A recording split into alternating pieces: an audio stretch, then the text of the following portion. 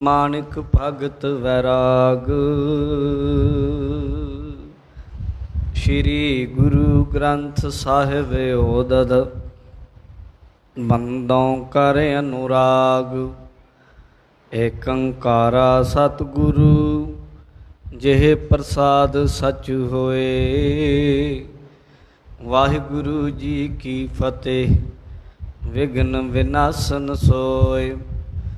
वाहिगुरु जी की फतेह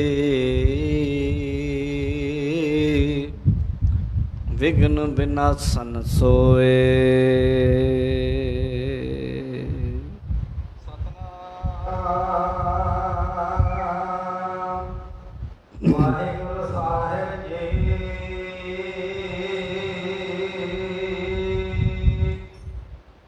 एक समय संगत को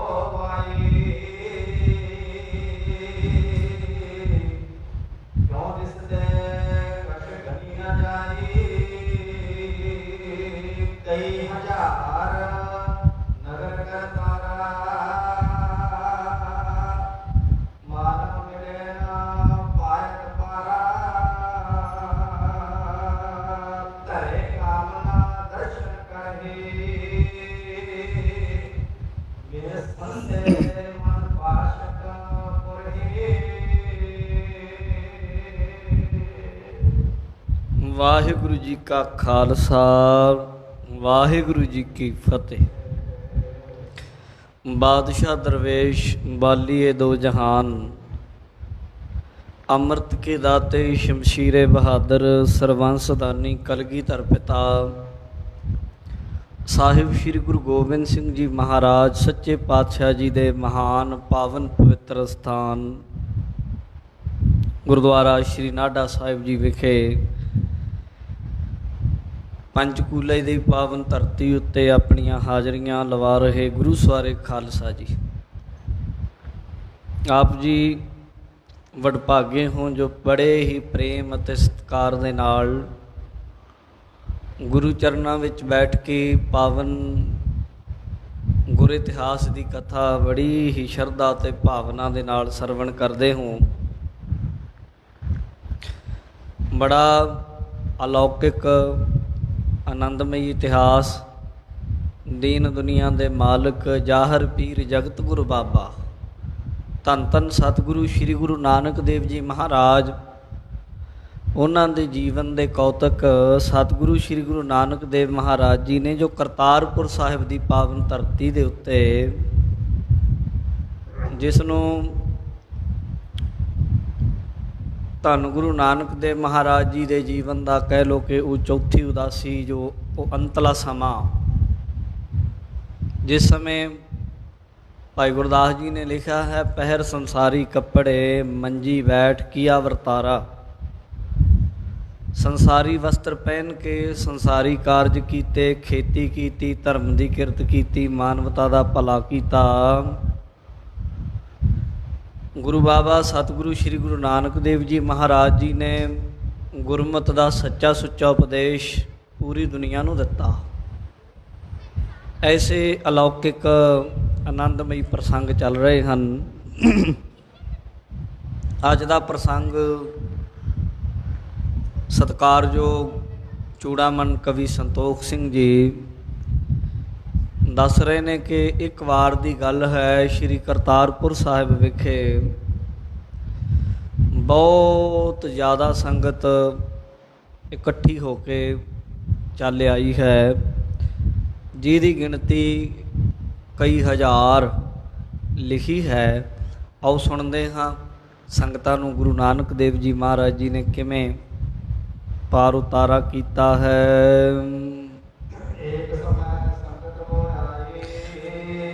एक बार की गल दस रहे हैं कि करतारपुर साहिब श्री गुरु नानक देव जी महाराज जी के दर्शनां नूं बहुत सारी संगत इकट्ठी होके आई है।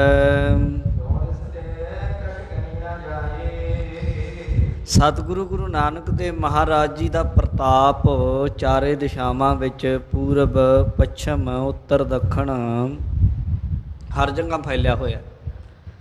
चारे दिशावां तो संगतां इकट्ठियां होके आईयां ਤੇ ਜੇ ਆਖੀਏ ਕਿ ਕਿੰਨੀ ਕੁ ਸੀ ਗਿਣਤੀ ਕੋਈ ਕਰੇ ਤੇ ਗਿਣਤੀ ਤੇ ਕੋਈ ਹੋ ਨਹੀਂ ਸਕਦੀ।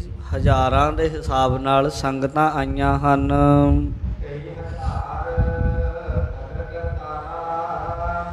ਕਈ ਹਜ਼ਾਰ ਜਾਣੀ ਕਿੰਨੀ ਹੀ ਦੂਰ ਤੱਕ ਸੰਗਤਾਂ ਦੀਆਂ ਲਾਈਨਾਂ ਲੱਗੀਆਂ ਹੋਈਆਂ ਨੇ। ਦੂਰ ਦੁਰਾਡੇ ਤੋਂ ਸੰਗਤਾਂ ਆਈਆਂ ਹਨ ਕਰਤਾਰਪੁਰ ਸਾਹਿਬ ਵਿਖੇ। ਜਿੰਨੇ ਕੁ ਬੰਦੇ ਆਏ ਹਨ ਉਹਨਾਂ ਦੀ ਗਿਣਤੀ ਨਹੀਂ ਕੀਤੀ ਜਾ ਸਕਦੀ। ਤੇ ਜਿਹੜਾ ਵੀ ਕੋਈ ਸਿੱਖ ਗੁਰੂ ਨਾਨਕ ਮਹਾਰਾਜ ਜੀ ਦੇ ਦਰਸ਼ਨ ਕਰਦਾ ਹੈ, ਉਹਦੇ ਮਨ ਵਿੱਚ ਕੋਈ ਵੀ ਕਾਮਨਾ ਹੈ, ਕੋਈ ਵੀ ਭਾਵਨਾ ਹੈ ਜਾਂ ਕੋਈ ਵੀ ਇੱਛਾ ਲੈ ਕੇ ਆਉਂਦਾ ਹੈ,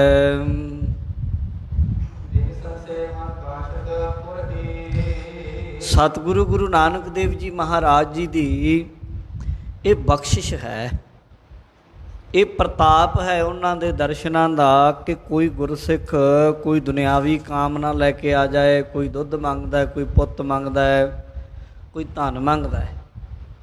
ਵਿਰਲੇ ਵਿਰਲੇ ਗੁਰਮੁਖ ਹਨ ਜਿਹੜੇ ਪ੍ਰੇਮ ਪਦਾਰਥ, ਨਾਮ ਦੀ ਦਾਤ, ਮੁਕਤੀ ਦੀ ਦਾਤ ਵੀ ਮੰਗਦੇ ਹਨ। ਗੁਰੂ ਨਾਨਕ ਦੇ ਘਰੋਂ ਸਭ ਕੁਝ ਮਿਲਦਾ ਹੈ। ਸਾਚੇ ਸਾਹਿਬਾ ਕਿਆ ਨਾਹੀਂ ਘਰ ਤੇਰਾ ਹੈ, ਘਰ ਤਾਂ ਤੇਰਾ ਸਭ ਕਿਛ ਹੈ ਜਿਸ ਦੇ ਹਿ ਸੋ ਪਾਵੈ। ਤਾਂ ਜਿਹੜਾ ਵੀ ਕੋਈ ਜੈਸੀ ਭਾਵਨਾ ਨਾਲ ਕਰਤਾਰਪੁਰ ਸਾਹਿਬ ਗੁਰੂ ਨਾਨਕ ਦੇਵ ਜੀ ਦੇ ਚਰਨਾਂ ਵਿੱਚ ਆਉਂਦਾ ਹੈ, ਬਿਨਾਂ ਦੇਰੀ ਤੋਂ, ਬਿਨਾਂ ਸੰਸ਼ੇ ਤੋਂ ਉਹਨਾਂ ਨੂੰ ਸਭ ਕੁਝ ਪ੍ਰਾਪਤ ਹੁੰਦਾ ਹੈ।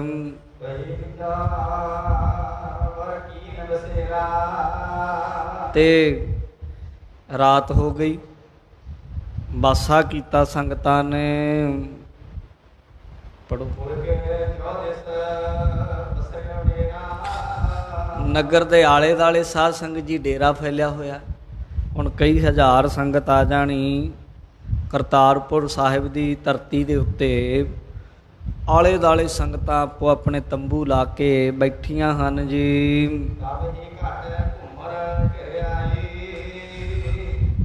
ਬਸ ਇੱਕ ਅਨੋਖੀ ਜਿਹੀ ਘਟਨਾ ਘਟੀ। ਕਈ ਹਜ਼ਾਰ ਸੰਗਤਾਂ ਦਾ ਇਕੱਠ ਹੈ ਤੇ ਹੋਇਆ ਕਿ ਹਨੇਰੀ ਆ ਗਈ, ਕਾਲੀਆਂ ਘਟਾਵਾਂ ਚੜ੍ਹ ਆਈਆਂ ਹਨ। ਮੌਸਮ ਹੈ ਜਿਹੜਾ ਮੀਂਹ ਦਾ ਮੌਸਮ ਹੋ ਗਿਆ ਹੈ।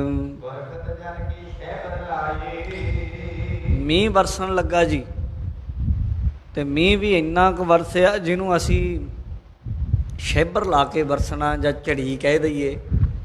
ਝੜੀ ਲੱਗ ਗਈ ਹੈ। ਮੀਂਹ ਪੈਂਦਿਆਂ ਪੈਂਦਿਆਂ ਜੀ ਰਾਤ ਲੰਘ ਗਈ ਸਾਰੀ, ਰੁਕਿਆ ਨਾ। ਅਗਲਾ ਦਿਨ ਚੜ੍ਹ ਆਇਆ, ਦਿਨ ਵਿੱਚ ਵੀ ਮੀਂਹ ਪੈਂਦਾ ਹੀ ਰਿਹਾ ਹੈ। ਗੁਰੂ ਕੀਆਂ ਸੰਗਤਾਂ ਕਰਤਾਰਪੁਰ ਸਾਹਿਬ ਵਿਖੇ ਬਾਹਰਵਾਰ ਨਗਰ ਦੇ ਵਿੱਚ ਸਾਰੀ ਦੂਰ ਦੁਰਾਡੇ ਤੱਕ ਸੰਗਤਾਂ ਬੈਠੀਆਂ ਹਨ।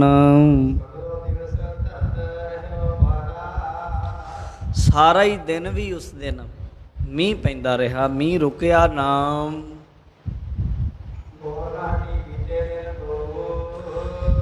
ਕਵੀ ਜੀ ਕਹਿੰਦੇ ਨੇ ਉਹ ਦਿਨ ਵੀ ਲੰਘ ਗਿਆ, ਅਗਲੀ ਰਾਤ ਆ ਗਈ, ਫੇਰ ਨਾ ਹਟਿਆ। ਅਗਲਾ ਦਿਨ ਫੇਰ ਆ ਗਿਆ, ਮੀਂਹ ਫੇਰ ਨਾ ਹਟਿਆ। 2 ਦਿਨ 2 ਰਾਤਾਂ ਲਗਾਤਾਰ ਮੀਂਹ ਪਈ ਗਿਆ ਹੈ।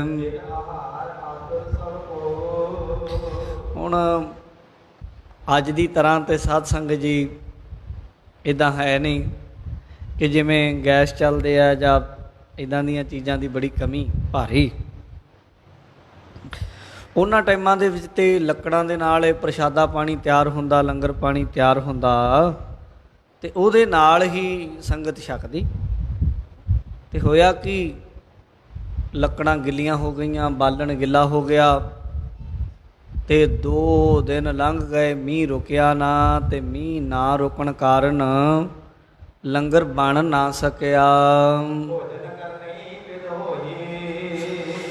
ਭੋਜਨ ਬਣਾਉਣ ਦਾ ਕੋਈ ਸਾਧ ਸੰਗਤ ਜੀ ਸਬੱਬ ਨਾ ਬਣ ਸਕਿਆ।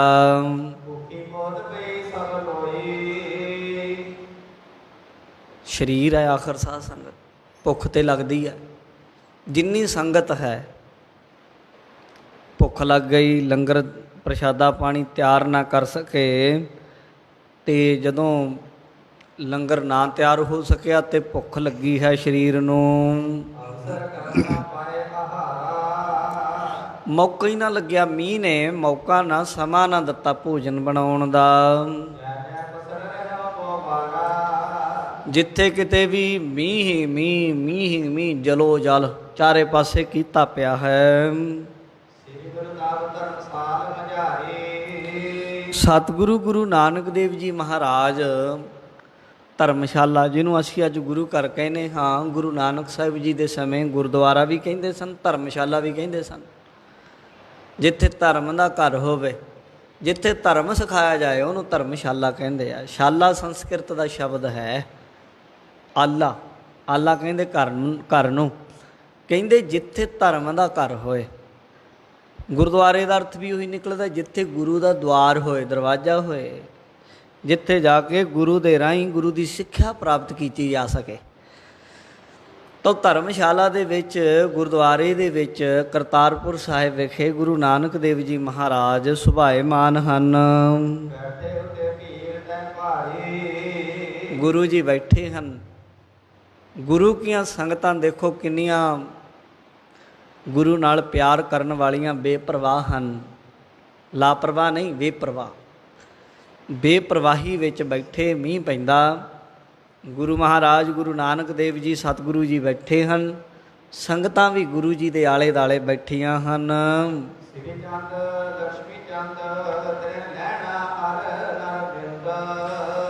ਉੱਥੇ ਹੀ ਗੁਰੂ ਨਾਨਕ ਦੇਵ ਮਹਾਰਾਜ ਜੀ ਦੇ ਕੋਲ ਗੁਰੂ ਸਤਿਗੁਰੂ ਜੀ ਦੇ ਵੱਡੇ ਸਪੁੱਤਰ ਬਾਬਾ ਸ਼੍ਰੀ ਚੰਦ ਜੀ ਵੀ ਬੈਠੇ ਹਨ। ਉਹਨਾਂ ਦੀ ਉਮਰ ਵੀ ਜਵਾਨ ਅਵਸਥਾ ਹੈ। ਉਹਨਾਂ ਦੇ ਛੋਟੇ ਸਪੁੱਤਰ ਸ਼੍ਰੀ ਲਖਮੀ ਦਾਸ ਜੀ ਵੀ ਬੈਠੇ ਹਨ। ਉਹਨਾਂ ਦੇ ਨਾਲ ਹੀ ਸਤਿਕਾਰਯੋਗ ਭਾਈ ਲਹਿਣਾ ਜੀ, ਜੋ ਬਾਅਦ ਵਿੱਚ ਗੁਰੂ ਅੰਗਦ ਦੇਵ ਜੀ ਬਣੇ, ਭਾਈ ਲਹਿਣਾ ਜੀ ਵੀ ਬੈਠੇ ਨੇ। ਹੋਰ ਵੀ ਜਿੰਨੇ ਸੇਵਕ ਹਨ ਗੁਰੂ ਸਾਹਿਬ ਜੀ ਦੇ, ਉਹ ਸਿੱਖ ਸੇਵਕ ਵੀ ਗੁਰੂ ਨਾਨਕ ਦੇਵ ਮਹਾਰਾਜ ਜੀ ਦੇ ਕੋਲ ਬੈਠੇ ਹਨ।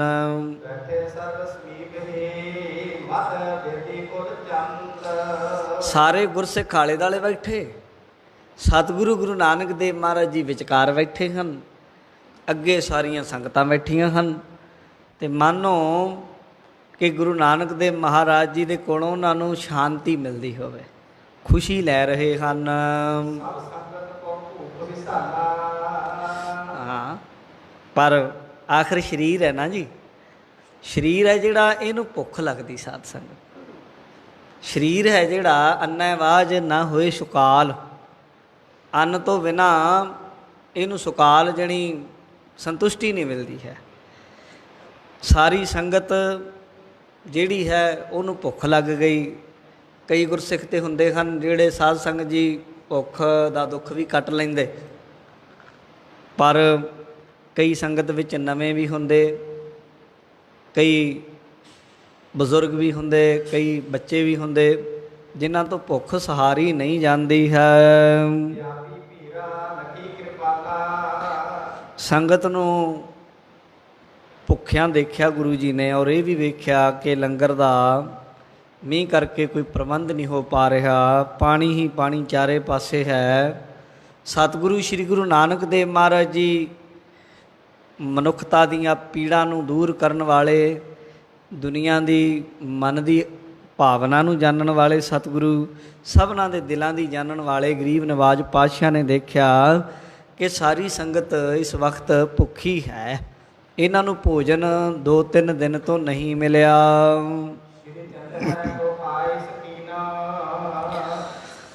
ਸੰਗਤ ਦੇ ਵਾਸਤੇ ਸਭ ਕੁਝ ਹੋ ਜਾਂਦਾ ਹੈ। ਸਤਿਗੁਰੂ ਗੁਰੂ ਨਾਨਕ ਦੇਵ ਮਹਾਰਾਜ ਨੇ ਵੇਖਿਆ ਕਿ ਸੰਗਤ ਭੁੱਖੀ ਹੈ, ਕਈ ਦਿਨਾਂ ਦੀ ਭੁੱਖ ਲੱਗੀ ਹੈ। ਸਤਿਗੁਰੂ ਜੀ ਨੇ ਆਪਣੇ ਪੁੱਤਰ ਬਾਬਾ ਸ਼੍ਰੀ ਚੰਦ ਜੀ ਨੂੰ ਆਗਿਆ ਦਿੱਤੀ, ਕਹਿਣ ਲੱਗੇ,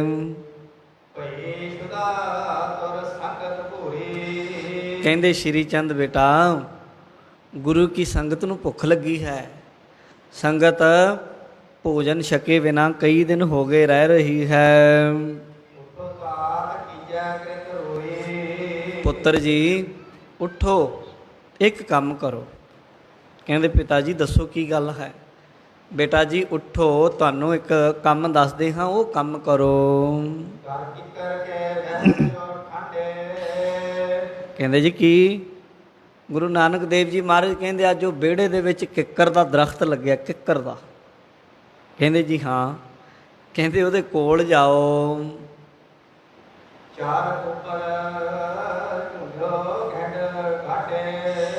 ਕਹਿੰਦੇ ਜੀ ਫਿਰ ਕੀ ਕਰਾਂ। ਗੁਰੂ ਜੀ ਕਹਿੰਦੇ ਕਿੱਕਰ ਉੱਤੇ ਜਾਓ, ਕਿੱਕਰ ਦੇ ਉੱਤੇ ਚੜ੍ਹ ਕੇ ਟਾਹਣੇ ਨੂੰ ਹਿਲਾਓ। ਕਹਿੰਦੇ ਜੀ ਫਿਰ। ਗੁਰੂ ਜੀ ਕਹਿੰਦੇ ਕਿੱਕਰ ਦੇ ਉੱਤੇ ਟਾਹਣੇ ਨੂੰ ਹਿਲਾਓਗੇ ਤੇ ਉੱਤੋਂ ਮਠਿਆਈਆਂ ਡਿੱਗਣੀਆਂ ਨੇ। ਗੁਰੂ ਨਾਨਕ ਦੇਵ ਜੀ ਨੇ ਆਖੀ ਇਹ ਗੱਲ।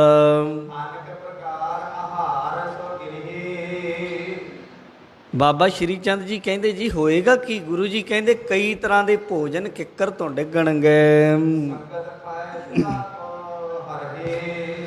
ਤੇ ਸੰਗਤ ਉਹ ਭੋਜਨ ਪਦਾਰਥ ਛਕ ਲਏਗੀ ਤੇ ਸੰਗਤ ਦਾ ਜਿਹੜਾ ਦੁੱਖ ਹੈ ਭੁੱਖ ਦਾ ਦੂਰ ਹੋ ਜਾਏਗਾ।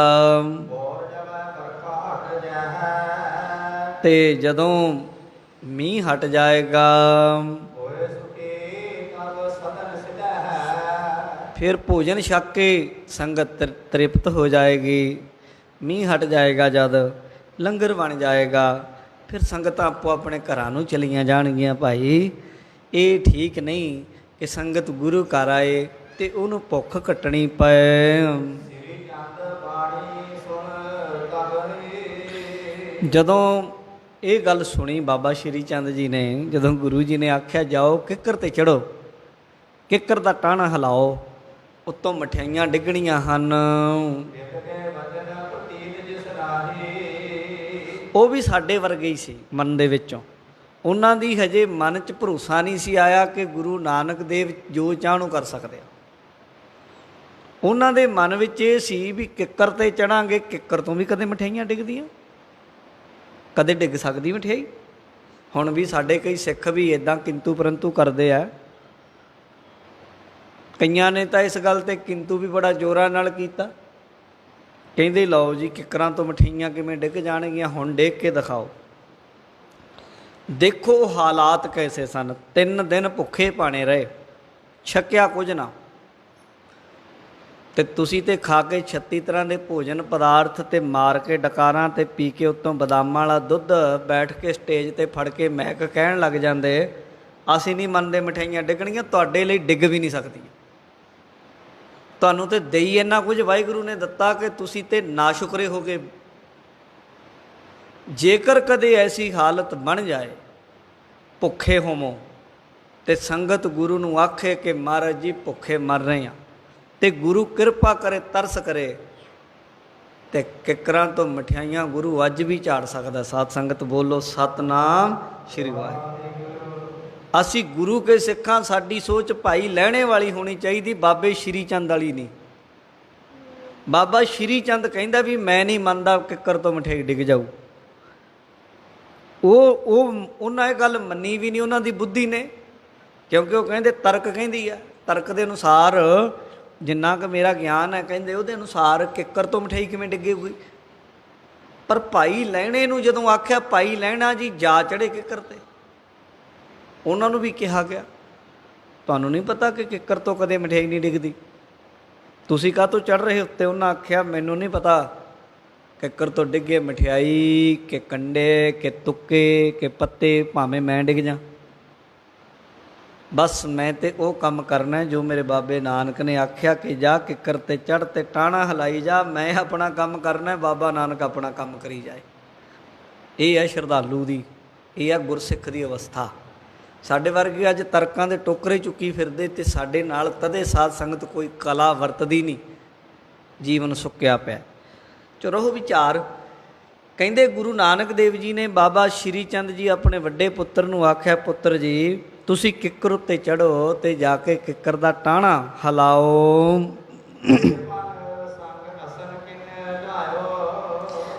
ਅੱਗੋਂ ਬਾਬਾ ਸ਼੍ਰੀ ਚੰਦ ਜੀ ਗੁਰੂ ਨਾਨਕ ਦੇਵ ਜੀ ਨੂੰ ਕਹਿੰਦੇ ਜੀ ਦੱਸੋ ਦਰਖਤਾਂ ਨੂੰ ਵੀ ਕਦੇ ਰੋਟੀਆਂ ਲੱਗੀਆਂ, ਕਦੇ ਦਰਖਤਾਂ ਨੂੰ ਵੀ ਪਦਾਰਥ ਲੱਗੇ, ਇੱਦਾਂ ਕਿਵੇਂ ਹੋ ਸਕਦਾ ਹੈ। ਅੱਜ ਤੱਕ ਤੇ ਮੈਂ ਕਦੇ ਵੇਖਿਆ ਨਹੀਂ ਨਾ ਸੁਣਿਆ ਵੀ ਕਦੇ ਕਿੱਕਰਾਂ ਦੇ ਉੱਤੋਂ ਪਦਾਰਥ ਡਿੱਗਦੇ ਹੋਣ। ਪੂਰਬ ਕਦੇ ਨਾ ਹੋਈ ਐਸੇ, ਪਹਿਲਾਂ ਤੇ ਕਦੇ ਅੱਜ ਤੱਕ ਹੋਈ ਨਹੀਂ ਕਿ ਐਦਾਂ ਕਿੱਕਰਾਂ ਤੋਂ ਕਦੇ ਮਠਿਆਈਆਂ ਡਿੱਗਦੀਆਂ ਹੋਣ। ਆਪ ਬਚਨ ਭਾਖਤ ਹੋ ਜੈਸੇ, ਜਿੱਦਾਂ ਦੇ ਵਚਨ ਤੁਸੀਂ ਕਰ ਰਹੇ ਹੋ ਐਦਾਂ ਕਿਤੇ ਹੋ ਸਕਦਾ? ਐਦਾਂ ਅਸੰਭਵ ਹੈ। ਪਰ ਗੁਰੂ ਨਾਨਕ ਦਾ ਘਰ ਉਹੀ ਹੈ ਜਿਹੜਾ ਅਸੰਭਵ ਨੂੰ ਵੀ ਸੰਭਵ ਬਣਾ ਦੇਵੇ, ਨਾ ਮੁਮਕਿਨ ਨੂੰ ਵੀ ਮੁਮਕਿਨ ਕਰ ਦੇਵੇ। ਕਈ ਬੰਦੇ ਮਿਲਣਗੇ, ਇੱਕ ਜਗ੍ਹਾ ਕਿਸੇ ਗੁਰਮੁਖ ਨੇ ਮੈਨੂੰ ਦੱਸਿਆ ਤੇ ਗੱਲਬਾਤ ਚੱਲੀ। ਮੈਂ ਕਿਹਾ ਕਿੱਕਰਾਂ ਦੀ ਮਠਿਆਈਆਂ ਵਾਲੀ ਗੱਲ, ਤੇ ਉਹਨੇ ਆਖਿਆ ਬਾਬਾ ਜੀ ਹੋ ਸਕਦਾ। ਮੈਂ ਕਿਹਾ ਕਿੱਦਾਂ? ਕਹਿੰਦਾ ਜੀ ਮੈਂ ਆਪਣੇ ਜੀਵਨ ਤੋਂ ਕਹਿੰਦਾ ਮੇਰਾ ਜੀਵਨ ਕਿੱਕਰ ਵਰਗਾ ਹੀ ਸੀ। ਕਹਿੰਦਾ ਸ਼ਰਾਬ ਪੀਣੀ, ਗਾਲਾਂ ਕੱਢਣੀਆਂ, ਨਸ਼ੇ ਕਰਨੇ, ਜਿਵੇਂ ਕਿੱਕਰ ਦੇ ਕੰਡੇ ਹੁੰਦੇ ਮੇਰੇ ਬੋਲ ਵੀ ਕਹਿੰਦਾ ਕੰਡਿਆਂ ਵਰਗੇ ਸੀ। ਕਿੱਕਰ ਨਾਲੋਂ ਘੱਟ ਨਹੀਂ ਸੀ, ਕਿੱਕਰ ਤੋਂ ਵੱਧ ਹੀ ਸੀ ਭੈੜਾ ਮੇਰਾ ਜੀਵਨ। ਪਰ ਗੁਰੂ ਨਾਨਕ ਨੇ ਜਦੋਂ ਮੈਂ ਗੁਰੂ ਨਾਨਕ ਦੀ ਸੰਗਤ ਕੀਤੀ ਮੇਰੇ ਜੀਵਨ 'ਚ ਅੰਮ੍ਰਿਤ ਭਰ ਦਿੱਤਾ। ਬੋਲੋ ਸਤਿਨਾਮ ਸ਼੍ਰੀ ਵਾਹਿਗੁਰੂ। ਕਿੰਨੇ ਕੁ ਕਿੱਕਰ ਗੁਰੂ ਨਾਨਕ ਦੇ ਮਹਾਰਾਜ ਸੱਚੇ ਪਾਤਸ਼ਾਹ ਨੇ ਚੰਦਨ ਬਣਾਏ, ਗਿਣਤੀ ਨਹੀਂ ਗਿਣੀ ਜਾਣੀ। ਸੱਜਣ ਠੱਗ ਸ਼ੇਖ ਸੱਜਣ ਕਿਸੇ ਕਿੱਕਰ ਨਾਲੋਂ ਘੱਟ ਨਹੀਂ ਸੀ। ਪਰ ਜਦੋਂ ਗੁਰੂ ਨਾਨਕ ਦੀ ਦ੍ਰਿਸ਼ਟੀ ਪਈ ਤੇ ਕਾਂ ਨੂੰ ਹੰਸ ਬਣਾ ਦਿੱਤਾ ਗੁਰੂ ਨਾਨਕ ਨੇ। ਇਹ ਕਿਸੇ ਕਿੱਕਰ ਤੋਂ ਸਾਧ ਸੰਗਤ ਜੀ ਤਰ੍ਹਾਂ ਤਰ੍ਹਾਂ ਦੇ ਪਦਾਰਥ ਨਾਲੋਂ ਛੋਟੀ ਗੱਲ ਨਹੀਂ। ਗੁਰੂ ਨਾਨਕ ਦੇ ਘਰ ਕਿਸ ਚੀਜ਼ ਦੀ ਕਮੀ ਹੈ? ਬਾਬਾ ਸ਼੍ਰੀ ਚੰਦ ਜੀ ਕਹਿੰਦੇ ਜੀ ਹੁਣ ਤੱਕ ਜਿੰਨੇ ਸਿੱਧ ਹੋਏ, ਮੁਨੀ ਹੋਏ, ਜਿੰਨੇ ਅਵਤਾਰ ਹੋਏ ਹਨ, ਕਿਸੇ ਨੇ ਅੱਜ ਤੱਕ ਇਹ ਬਚਨ ਨਹੀਂ ਕੀਤਾ ਜੋ ਗੱਲ ਤੁਸੀਂ ਕਰ ਰਹੇ ਹੋ। ਇਹ ਗੱਲ ਕੁਦਰਤੀ ਤਰੀਕੇ ਤੋਂ ਦੂਜੇ ਪਾਸੇ ਉਲਟੇ ਪਾਸੇ ਜਾ ਕੇ ਹੈ। ਐਸਾ ਹੋਣਾ ਔਖਾ ਜਾਪਦਾ ਹੈ। ਤੇ ਇਉਂ ਨਾ ਕਰੋ ਗੁਰੂ ਜੀ, ਲੋਕਾਂ ਦੇ ਵਿੱਚ ਮੇਰੀ ਬੇਇੱਜ਼ਤੀ ਹੋਏਗੀ। ਜੇ ਮੈਂ ਕਿੱਕਰ ਤੇ ਚੜ੍ਹ ਕੇ ਟਾਹਣੇ ਹਿਲਾਉਣ ਲੱਗ ਗਿਆ ਤੇ ਕਿੱਕਰ ਤੋਂ ਨਾ ਮਠਿਆਈਆਂ ਡਿੱਗੀਆਂ। ਦੇਖੋ ਨਾ ਗੱਲ ਕਿੱਥੇ ਖੜੀ ਆ। ਯਕੀਨ ਨਹੀਂ ਗੁਰੂ ਮਹਾਰਾਜ ਜੀ ਦੇ ਉੱਤੇ। ਸਤਿਗੁਰੂ ਜੀ ਮੇਰੀ ਬੜੀ ਬੇਇੱਜ਼ਤੀ ਹੋ ਜਾਏਗੀ। ਤਦੇ ਫਿਰ ਜੇ ਆਪਣੀ ਹੋਂਦ ਬਚਾਈ ਬੈਠੇ ਸੀ ਤਾਂ ਫਿਰ ਪੁੱਤਰੀ ਕੌਲ ਨਾ ਪਾਲਿਓ ਕਰ ਪੀਰੋਂ ਕੰਨ ਮੁਰਟੀ ਹੈ। ਪੀਰ ਨਹੀਂ ਬਣ ਸਕੇ। ਭਾਈ ਲਹਿਣਾ ਜੀ ਗੁਰੂ ਅੰਗਦ ਬਣ ਗਏ, ਪਰ ਬਾਬਾ ਸ਼੍ਰੀ ਚੰਦ ਜੀ ਦਾ ਸਤਿਕਾਰ ਪੁੱਤਰਾਂ ਵਾਲਾ ਹੀ ਹੈ, ਗੁਰੂ ਵਾਲਾ ਨਹੀਂ ਹੈ। ਪਰ ਇੱਕ ਸੇਵਕ ਦਾ, ਭਾਈ ਲਹਿਣੇ ਦਾ, ਗੁਰੂ ਨਾਨਕ ਦੇ ਬਰਾਬਰ ਗੁਰੂ ਅੰਗਦ ਦੇ ਰੂਪ ਦੇ ਵਿੱਚ ਹੋਇਆ। ਤੇ ਇਤਿਹਾਸਕਾਰਾਂ ਨੇ ਲਿਖਿਆ ਬਾਬਾ ਮੜੀ ਨਾ ਗੌਰ ਉਹ ਗੁਰੂ ਕੇ ਲੋਕੋ, ਗੁਰੂ ਨਾਨਕ ਨੂੰ ਨਾ ਮੜੀਆਂ 'ਚ ਲੱਭਿਓ ਨਾ ਗੋਰਾਂ 'ਚ ਲੱਭਿਓ, ਗੁਰੂ ਅੰਗਦ ਕੇ ਹੀ ਹੈ ਮੈਂ। ਗੁਰੂ ਨਾਨਕ ਨੂੰ ਜੇ ਵੇਖਣਾ ਹੋਵੇ ਤੇ ਗੁਰੂ ਅੰਗਦ ਦੇ ਹਿਰਦੇ 'ਚ ਗੁਰੂ ਨਾਨਕ ਵਸਦਾ ਹੈ। ਇਹ ਸ਼ਰਧਾ ਪ੍ਰੇਮ ਵਾਲਿਆਂ ਦੀ ਖੇਡ ਹੈ। ਸ਼੍ਰੀ ਚੰਦ ਜੀ ਨੇ ਆਖਿਆ ਅਗਰ ਤੁਸੀਂ ਇਹ ਕੰਮ ਕਰੋਗੇ ਜਾਂ ਮੈਨੂੰ ਕਹੋਗੇ ਤੇ ਮੇਰੀ ਬੇਇੱਜ਼ਤੀ ਬੜੀ ਹੋ ਜਾਣੀ ਹੈ। ਤੇ ਮਹਾਰਾਜ ਜੀ ਮੇਰੇ ਤੋਂ ਇਹ ਕੰਮ ਨਹੀਂ ਹੋਣਾ। ਗੁਰੂ ਜੀ ਨੇ ਜਾਣ ਲਿਆ ਕਿ ਸ਼੍ਰੀ ਚੰਦ ਜੀ ਦੇ ਅੰਦਰ ਵਿਸ਼ਵਾਸ ਨਹੀਂ ਹੈ। ਗੁਰੂ ਨਾਨਕ ਜੀ ਮਹਾਰਾਜ ਸੱਚੇ ਪਾਤਸ਼ਾਹ ਨੇ ਫਿਰ ਆਪਣੀ ਸੰਗਤ ਦੇ ਵਿੱਚ ਬੈਠੇ ਆਪਣੇ ਦੂਜੇ ਪੁੱਤਰ ਲਖਮੀ ਚੰਦ ਜੀ ਨੂੰ ਵੇਖਿਆ। ਉਹਨਾਂ ਵੱਲ ਇਸ਼ਾਰਾ ਕਰਕੇ ਤੇ ਉਹਨਾਂ ਨੂੰ ਵੀ ਇਹੀ ਗੱਲ ਆਖੀ ਹੈ। ਪੁੱਤਰ ਲਖਮੀ ਦਾਸ ਜੀ ਤੁਸੀਂ ਆਗਿਆ ਮੰਨ ਲਓ, ਤੁਸੀਂ ਵੀ ਇਹ ਕੰਮ ਕਰੋ, ਦੇਰੀ ਨਾ ਲਾਓ। ਜੋ ਤੁਹਾਡੇ ਵੱਡੇ ਭਰਾਤਾਂ ਨੂੰ ਆਖਿਆ ਹੈ ਤੁਹਾਡੇ ਲਈ ਵੀ ਉਹੀਓ ਹੁਕਮ ਹੈ। ਤੇ ਛੇਤੀ ਦੇਣੇ ਜਾਓ, ਕਿੱਕਰ ਦੇ ਬ੍ਰਿਕਸ਼ ਨੂੰ ਜਾ ਕੇ ਤੇਜ਼ੀ ਨਾਲ ਟਾਹਣੇ ਨੂੰ ਹਿਲਾਓ। ਤੇ ਇਉਂ ਕਰੋ ਤੁਸੀਂ ਆਹ ਸਾਰੀ ਸੰਗਤ ਜਿਹੜੀ 2-3 ਦਿਨ ਦੀ ਭੁੱਖੀ ਹੈ, ਇਹਨਾਂ ਨੂੰ ਆਪਾਂ ਲੰਗਰ ਪਾਣੀ ਦਾ ਪ੍ਰਬੰਧ ਕਰ ਦਈਏ ਪਦਾਰਥਾਂ ਦਾ। ਸੋ ਇਉਂ ਕਰੋ ਕਿੱਕਰ ਨੂੰ ਹਿਲਾਓ ਜੀ। ਭੁਖੇ ਤ੍ਰਿਪਤਾ ਕੋ ਆਛੇ। ਬੜੇ ਕਈ ਦਿਨਾਂ ਦੇ ਭੁੱਖੇ ਹਨ, ਛਕਿਆ ਕੁਝ ਨਹੀਂ, ਇਹਨਾਂ ਦੀ ਤ੍ਰਿਪਤੀ ਹੋ ਜਾਏ ਸਰੀਰ ਦੀ। ਕਰੇ ਨਹੀਂ ਤਬ ਆਵੋ ਪਾਛੇ। ਉਹਨਾਂ ਨੇ ਵੀ ਕਰੇ ਨਹੀਂ ਤਬ ਆਵੋ ਪਾਛੇ। ਕਹਿਣ ਲੱਗੇ ਜਦੋਂ ਇਹ ਰੱਜ ਗਏ ਨਾ, ਐਨ ਜਦੋਂ ਕਹਿਣ ਵੀ ਹੁਣ ਨਹੀਂ ਬਸ ਜੀ, ਬਸ ਰੱਜ ਗਏ, ਹੁਣ ਹੋਰ ਨਹੀਂ ਛਕਣਾ, ਉਦੋਂ ਥੱਲੇ ਉਤਰਿਓ, ਉਹਨਾਂ ਚਿਰ ਤੁਸੀਂ ਝਾੜੀ ਜਾਓ। ਇਉਂ ਗੁਰੂ ਜੀ ਨੇ ਆਖਿਆ ਹੈ। ਚਿੱਤ ਗੁਰੂ ਨਾਨਕ ਦੇਵ ਜੀ ਦੇ ਹੁਕਮ ਅਨੁਸਾਰ ਮੰਨਿਆ ਨਹੀਂ ਕਿ ਮੈਂ ਕਿੱਕਰ ਉੱਤੇ ਜਾਵਾਂ ਚੜਾਂ। ਰਵੈ ਸੁਤ ਲਖੇ ਪ੍ਰੀਤ ਨਾ ਆਈ। ਪ੍ਰਤੀਤ ਨਾ ਆਈ। ਦੋਵਾਂ ਨੇ ਜਵਾਬ ਦੇ ਦਿੱਤਾ। ਛੋਟੇ ਵੀ ਕਹਿਣ ਲੱਗੇ ਪਿਤਾ ਜੀ ਕਿੱਕਰ ਤੋਂ ਕਿਵੇਂ ਝੜ ਸਕਦੇ ਆ ਮਠਿਆਈਆਂ ਪਕਵਾਨ, ਇਹ ਗੱਲ ਮੰਨਣ 'ਚ ਨਹੀਂ ਆਉਂਦੀ। ਗੁਰੂ ਨਾਨਕ ਦੇਵ ਜੀ ਮਹਾਰਾਜ ਨੇ ਦੇਖ ਲਿਆ ਵੀ ਇਹਨਾਂ ਦੇ ਅੰਦਰ ਭਰੋਸਾ ਨਹੀਂ, ਪ੍ਰਤੀਤੀ ਨਹੀਂ। ਪ੍ਰਤੀਤੀ ਤੇ ਜੋਗੀਆਂ ਨੂੰ ਵੀ ਨਹੀਂ ਆਉਂਦੀ ਸੀ। ਫਿਰ ਜਦੋਂ ਜੋਗੀਆਂ ਨੇ ਆਖਿਆ ਰੀਠਿਆਂ ਦੇ ਥੱਲੇ ਬੈਠੇ ਮਹਾਰਾਜ ਨੂੰ ਕੁਝ ਛਕਾਓ, ਕਹਿੰਦੇ ਰੀਠੇ ਤੋੜ ਲਓ। ਫਿਰ ਕਹਿੰਦੇ ਜੀ ਕੌੜੇ ਹੋਣੇ ਮਹਾਰਾਜ, ਕਹਿੰਦੇ ਨਾ ਮਿੱਠੇ ਆ, ਤੋੜੇ ਮਿੱਠੇ ਨਿਕਲਿਆ। ਹੁਣ ਤੱਕ ਵੀ ਰੀਠਾ ਮਿੱਠਾ ਹੀ ਹੈ, ਹੁਣ ਤੱਕ ਵੀ, ਅੱਜ ਵੀ ਚਲੇ ਜਾਓ ਰੀਠੇ ਮਿੱਠੇ ਹੀ ਨਿਕਲਦੇ ਸਾਧ ਸੰਗਤ। ਕਦੇ ਦੁਨੀਆ 'ਚ ਹੋਇਆ ਐਸਾ ਵੀ ਰੀਠਾ ਮਿੱਠਾ ਹੋ ਜਾਏ? ਪਰ ਹੋ ਗਿਆ। ਗੁਰੂ ਨਾਨਕ ਦੇਵ ਮਹਾਰਾਜ ਜਿਸ ਰੀਠੇ ਦੇ ਹੇਠਾਂ ਬੈਠ ਗਏ ਉਹ ਰੀਠਾ ਮਿੱਠਾ ਹੋ ਗਿਆ। ਜਿੱਧਰ ਗੁਰੂ ਨਾਨਕ ਮਹਾਰਾਜ ਨੇ ਹੱਥ ਕਰ ਦਿੱਤਾ ਉਹ ਜਗ੍ਹਾ ਪਵਿੱਤਰ ਹੋ ਗਈ। ਜਿੱਥੇ ਮੇਰੇ ਸਤਿਗੁਰੂ ਗੁਰੂ ਨਾਨਕ ਦੇਵ ਜੀ ਬੈਠੇ ਤੇ ਭਾਈ ਗੁਰਦਾਸ ਜੀ ਕਹਿੰਦੇ ਜਿੱਥੇ ਬਾਬਾ ਪੈਰ ਧਰੇ ਪੂਜਾ ਆਸਣ ਥਾਪਣ ਸੋਆ। ਜਿੱਥੇ ਬਾਬਾ ਨਾਨਕ ਨੇ ਮਹਾਰਾਜ ਸੱਚੇ ਪਾਤਸ਼ਾਹ ਨੇ ਕਦਮ ਰੱਖ ਦਿੱਤੇ ਆਪਣੇ, ਉਹ ਥਾਂ ਪੂਜਣ ਯੋਗ ਹੋ ਗਿਆ ਤੇ ਅਸਥਾਪਿਤ ਹੋ ਗਿਆ।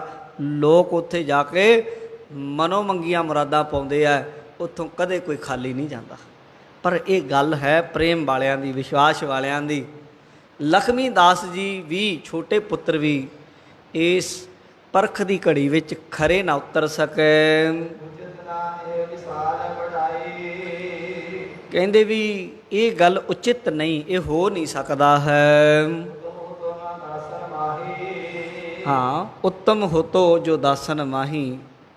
ਗੁਰੂ ਨਾਨਕ ਦੇਵ ਮਹਾਰਾਜ ਸੱਚੇ ਪਾਤਸ਼ਾਹ ਜੀ ਨੇ ਵੀ ਵੇਖਿਆ ਤੇ ਉੱਥੇ ਫਿਰ ਭਾਈ ਲਹਿਣਾ ਜੀ ਜੋ ਬਾਅਦ ਵਿੱਚ ਗੁਰੂ ਅੰਗਦ ਦੇਵ ਜੀ ਬਣੇ, ਉਹ ਬੈਠੇ ਸਨ। ਗੁਰੂ ਨਾਨਕ ਦੇਵ ਜੀ ਨੇ ਤੀਜਾ ਵਚਨ ਭਾਈ ਲਹਿਣਾ ਜੀ ਵੱਲ ਇਸ਼ਾਰਾ ਕੀਤਾ। ਇਸ਼ਾਰਾ ਕਰਕੇ ਕਹਿਣ ਲੱਗੇ,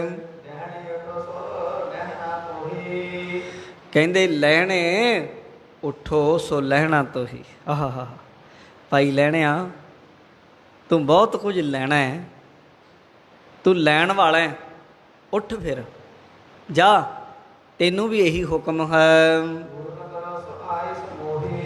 ਜਿਹੜੀ ਮੇਰੀ ਆਗਿਆ ਮੇਰੇ ਪੁੱਤਰਾਂ ਨੂੰ ਸੀ ਕਿ ਕਿੱਕਰ ਤੇ ਚੜ੍ਹ ਕੇ ਕਿੱਕਰ ਹਿਲਾਓ, ਤੁਹਾਨੂੰ ਵੀ ਇਹੀ ਹੁਕਮ ਹੈ, ਜਾਓ ਉੱਤੇ ਚੜ੍ਹ ਕੇ ਕਿੱਕਰ ਦੇ ਟਾਹਣੇ ਹਿਲਾਓ। ਤੇ ਸਾਰੀ ਸੰਗਤ ਜਿੰਨੀ ਹੈ ਨਾ, ਇਹ ਸੰਗਤ ਨੂੰ ਭੋਜਨ ਦਿਓ ਤਿਆਰ ਕਰਕੇ, ਲੰਗਰ ਜਾਂ ਕਹਿ ਲਓ ਕਿ ਪਦਾਰਥ ਲਿਆਓ। ਤੇ ਸੰਗਤ ਨੂੰ ਵੀ ਆਖਿਆ, ਸੰਗਤ ਜੀ ਤੁਸੀਂ ਭਾਈ ਲਹਿਣੇ ਦੇ ਪਿੱਛੇ ਪਿੱਛੇ ਜਾਓ ਤੇ ਜਿਹਨੂੰ ਜਿਹੜੀ ਚੀਜ਼ ਦੀ ਲੋੜ ਹੈ ਪਕਵਾਨ ਡਿੱਗਣਗੇ। ਉਸ ਵੇਲੇ ਬਾਹਰ ਨੂੰ ਚਲੇ ਗਏ, ਸਾਰੇ ਦੇ ਸਾਰੇ ਪਿੱਛੇ ਹੀ। ਵਚਨ ਦੀ ਦੇਖੋ ਕਿੱਡੀ ਵੱਡੀ, ਅੰਦਰ ਮੰਨਣ ਦੀ ਕਿੰਨੀ ਵੱਡੀ ਉਹਨਾਂ ਦੇ ਤਾਕਤ ਸੀ। ਕਵੀ ਜੀ ਕਹਿੰਦੇ ਨੇ ਕਿ ਮਹਾਰਾਜ ਦਾ ਬਚਨ ਸੁਣਦਿਆਂ ਛੇਤੀ ਦੇਣੇ ਉੱਠੇ, ਕੱਪੜੇ ਵੀ ਨਾ ਸਾਂਭੇ। ਨਹੀਂ ਤੇ ਬੰਦਾ ਉੱਠਦਾ ਕੱਪੜੇ ਸਾਂਭਦਾ, ਇੱਧਰ ਉੱਧਰ ਦੇਖਦਾ ਤੁਰਦਾ, ਤੇ ਛੇਤੀ ਦੇਣੇ ਉੱਠੇ, ਇੱਕਦਮ ਮਹਾਰਾਜ ਦੇ ਹੁਕਮ ਨੂੰ ਮੰਨਿਆ ਹੈ। ਉੱਠਦਿਆਂ ਸਾਰ ਧਰਮਸ਼ਾਲਾ ਤੋਂ ਬਾਹਰ ਨਿਕਲ ਗਏ। ਸਾਰੀ ਸੰਗਤ ਨੂੰ ਵੀ ਆਖਿਆ, ਸੰਗਤ ਜੀ ਆਓ। ਗੁਰੂ ਨਾਨਕ ਦੇਵ ਮਹਾਰਾਜ ਨੇ ਆਖਿਆ ਕਿ ਕਿੱਕਰਾਂ ਤੋਂ ਮਠਿਆਈਆਂ ਚੜਨੀਆਂ ਤੇ ਚੜਨਗੀਆਂ। ਭਾਈ ਲਹਿਣਾ ਜੀ ਦਾ ਕਿੱਡਾ ਵਿਸ਼ਵਾਸ ਹੈ, ਸਾਡੇ ਵਰਗਾ ਅੱਜ ਦਾ ਬੰਦਾ ਹੁੰਦਾ ਉਹਨੇ ਕਹਿਣਾ ਜੀ ਇਦਾਂ ਕਿਵੇਂ ਹੋ ਜਾਏ, ਇਹ ਤੇ ਹਿਪਨੋਟਾਈਜ਼ ਕੀਤਾ ਹੋਣਾ, ਇਹ ਤੇ ਜੀ ਹੋ ਸਕਦਾ ਕੁਝ ਹੋਰ ਹੋਵੇ। ਨਾ ਨਾ, ਗੁਰੂ ਨਾਨਕ ਦੇ ਘਰ ਕਿਸੇ ਚੀਜ਼ ਦਾ ਘਾਟਾ ਨਹੀਂ। ਗੁਰੂ ਨਾਨਕ ਜੋ ਚਾਹੇ ਕੰਡਿਆਂ ਤੋਂ ਫੁੱਲ ਬਣਾ ਦੇ ਸਾਧ ਸੰਗਤ। ਬਾਬਾ ਨਾਨਕ ਸਰਬ ਕਲਾ ਸਮਰੱਥ ਹੈ। ਤਾਂ ਭਾਈ ਲਹਿਣਾ ਜੀ ਇਹ ਗੱਲ ਜਾਣਦੇ ਸਨ, ਜਾਣ ਗਏ ਸਨ ਗੁਰੂ ਨਾਨਕ ਦੇਵ ਦੀ ਸਮਰੱਥਾ ਕੈਸੀ ਹੈ। ਭਾਵੇਂ ਰੰਚਕ ਮਾਤਰੇ ਜਾਣੀ, ਪਰ ਅੰਦਰ ਐਸੀ ਭਾਵਨਾ ਸੀ ਕਿ ਬਾਬਾ ਨਾਨਕ ਸਭ ਤੋਂ ਵੱਡਾ। ਤਦੇ ਬਾਣੀ 'ਚ ਲਿਖਿਆ, ਸਭ ਤੋਂ ਵੱਡਾ ਸਤਿਗੁਰ ਨਾਨਕ ਜਿਨ ਕਲ ਰਾਖੀ ਮੇਰੀ। ਗੁਰੂ ਅਰਜਨ ਦੇਵ ਜੀ ਨੇ ਲਿਖਿਆ ਸਭ ਤੋਂ ਵੱਡਾ ਗੁਰੂ ਨਾਨਕ, ਤੇ ਜੇ ਉਹਨਾਂ ਜਾਣਿਆ ਤਦੇ ਕਹਿੰਦੇ ਸਨ ਨਾ। ਤਾਂ ਭਾਈ ਲਹਿਣਾ ਜੀ ਦੇ ਅੰਦਰ ਵੀ ਇਹ ਵਿਸ਼ਵਾਸ ਹੈ, ਸੰਗਤ ਨੂੰ ਨਾਲ ਲੈ ਲਿਆ ਹੈ।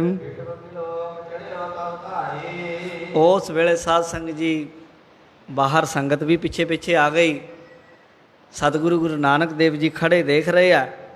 ਭਾਈ ਲਹਿਣਾ ਜੀ ਜਾ ਕੇ ਕਿੱਕਰ ਦੇ ਦਰਖਤ ਦੇ ਕੋਲ ਉੱਤੇ ਚੜ ਗਏ ਹਨ।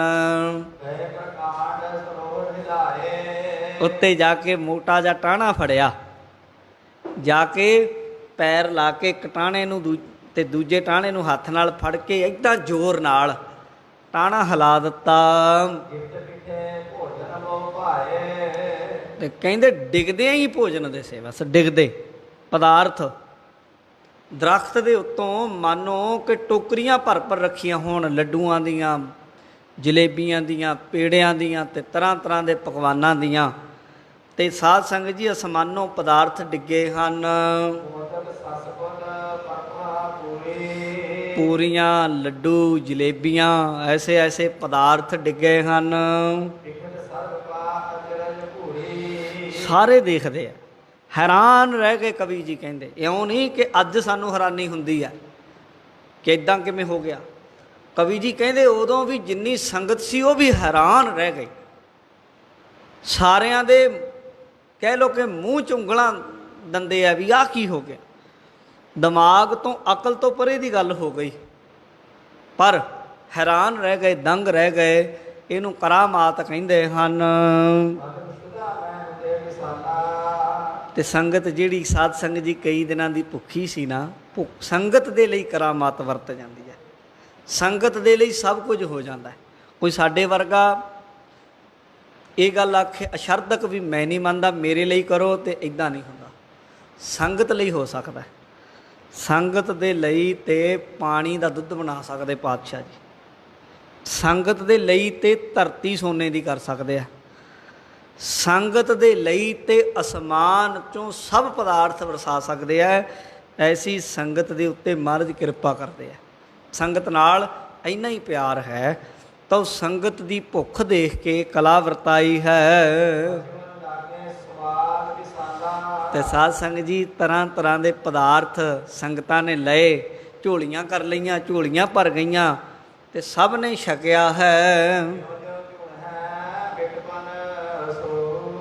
ਤੇ ਸਾਧ ਸੰਗਤ ਜਿਉਂ-ਜਿਉਂ ਦਰਖਤ ਨੂੰ ਹਿਲਾਉਂਦੇ ਹਨ, ਤਿਉਂ-ਤਿਉਂ ਪਦਾਰਥ ਡਿੱਗੀ ਜਾਂਦੇ ਔਰ ਸੰਗਤਾਂ ਝੋਲੀਆਂ ਭਰੀ ਜਾਂਦੀਆਂ ਹਨ।